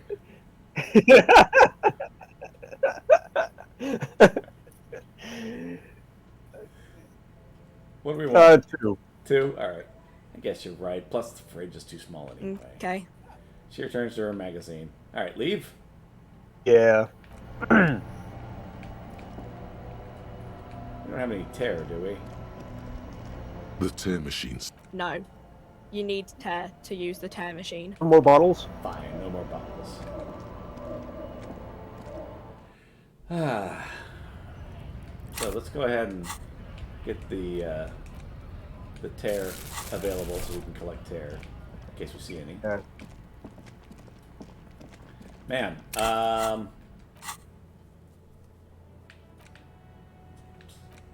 ask around about a fridge. Yes. That's a terrible question. It's like, who's going to say yes? Right. All right. So from here, well, we can go to the basement. Yes.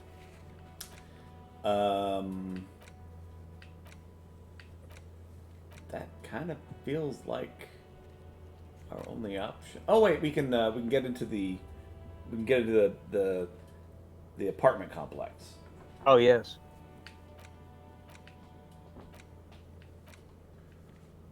That kind of feels like that's it for now. Okay.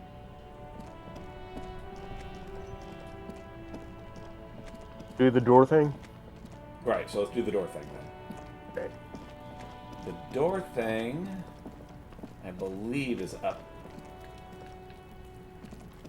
this way. Oh, we're going the wrong direction. Hold on. Gotta go around.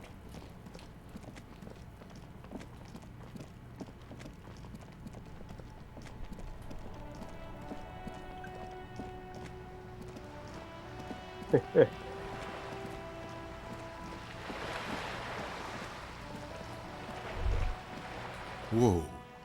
What have we here? A bridge? A bridge with loose nails and rot-infested wood that creaks in the wind. A construction code violation if there ever was one. Whatever, let death come. I'm a brother Sholian badass. Or Kim. It looks like we've got a construction code violation. Or I guess I'll just have to take my chances. Me too. True. They never cleaned up the war damage. The rest of Ravachol looks better, though. The lieutenant looks around. But, Lieutenant, think about the splitters. The bridge is fine enough. Locals use it all the time, after all. It's nothing to worry about. Just as Shall we?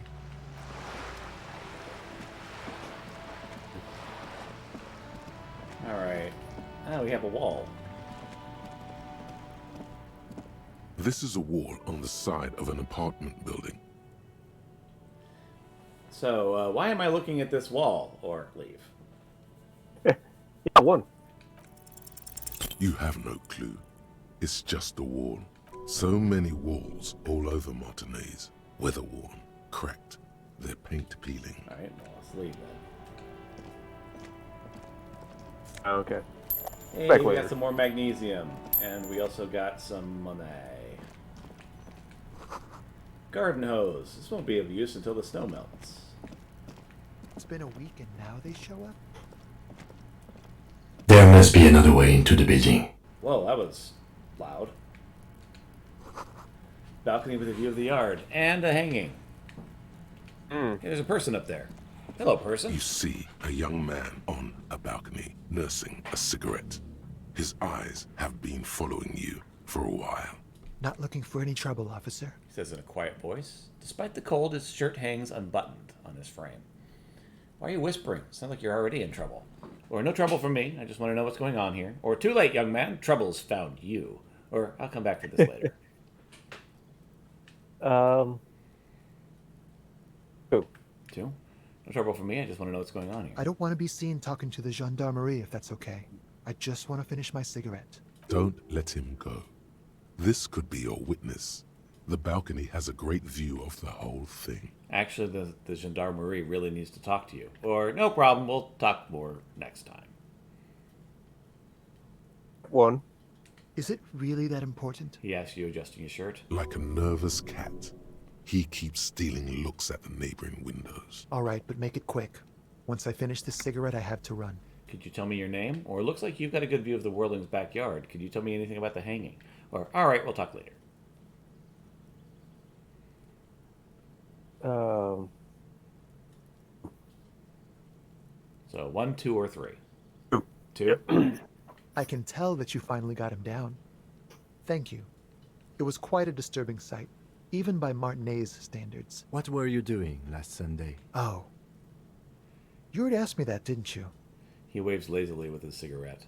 Did I? Or did you? Looks at Kim. Or I'm pretty sure I didn't.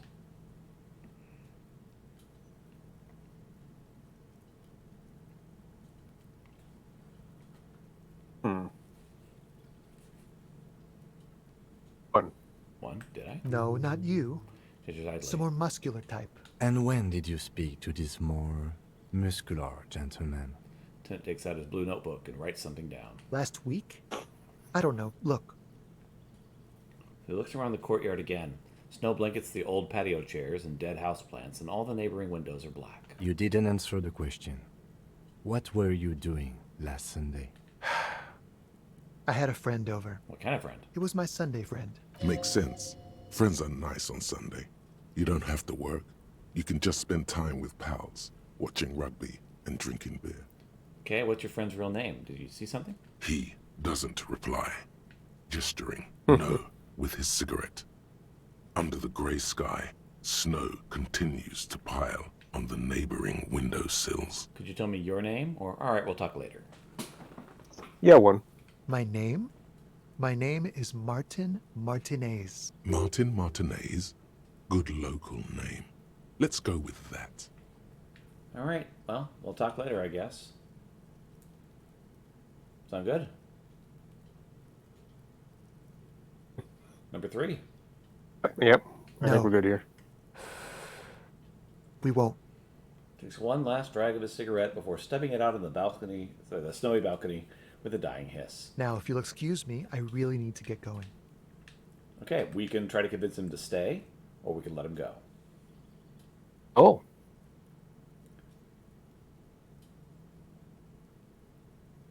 Looks like it would work. Probably. Try it. All right. Time to bring out your secret charm. Tears and begging. Show him your emotional side. Throw yourself before his very feet like a dog. What do you want from me? Do you want me to cry? Huh? Or please don't go. I'll stop drinking. I'll just take the trash out. Please, just don't leave me. Oh boy. I believe it failed. Yes, we did. At 2, whatever. Probably doesn't matter. Trash? Young man shakes his head in confusion. Please don't go. I'll even stop smoking inside. Listen, I really have to go. With a flick of his wrist, he sends the extinguished cigarette sailing over the Good room. luck with the investigation. He walks away.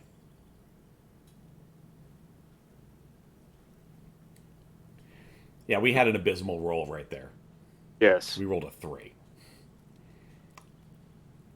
That's the second worst. He's gone. Tenant puts away his notebook and turns to you. We should run after him, see where he No went. point in running. Tenements like these often have multiple exits. If he doesn't want to talk to us, then he'll know how to hide himself. So we just give up? Or, you're right, he probably doesn't have anything important to say anyway. 1. He could be a witness. Him or his Sunday friend.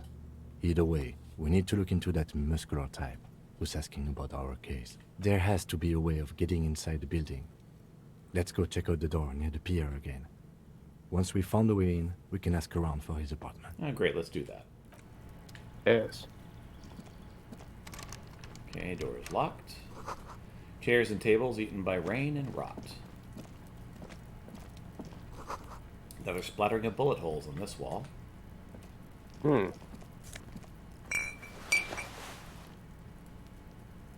We picked up an item of some kind. Oh.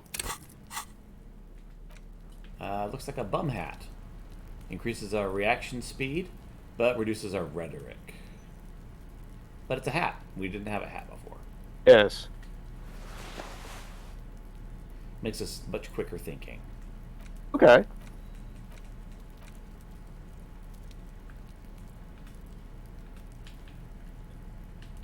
But again, our rhetoric isn't great with that hat on. Alright. This must be it. The basement door is weather-worn. The copper nails holding the upholstery in place have turned green from sea air, and there's a knocker shaped like a lion's head. Carefully knock, press our ear against the door, or use Manana's key to unlock the door. Or leave. Oh, yeah, just use the key.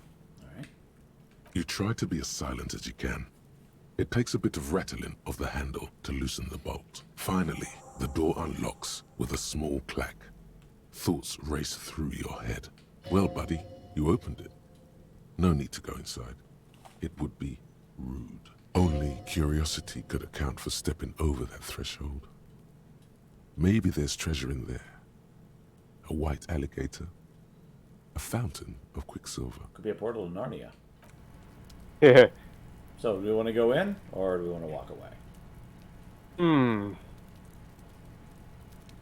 That's a good question.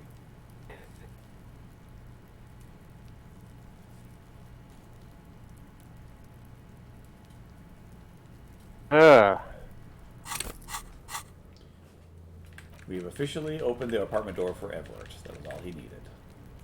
And we just need to Yeah, let it's him know all you needed, but yeah, is we there need to anything let him know inside that that we've we done need? it. And we need to find a way inside the large apartment building from the smoke. Yeah, okay, we can go. So we can go? Alright.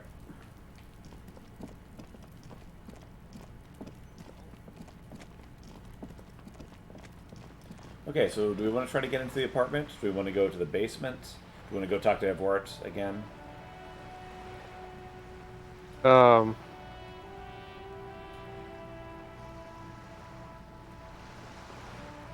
Want to save and take a break? We've been streaming for 3.5 hours. Yeah, I do need a break too. Alright. So we can... This could be a good spot. Yeah. Save, take a break. Alright. Well, Yeah. we've made some progress. Things have happened. Yes, things and stuff. Alright. Well, We kept our pants on. Indeed. We kept our pants on the entire time today, so it's a good day. Alright. So, Yes. maybe I'll see you later, and maybe not. We'll see.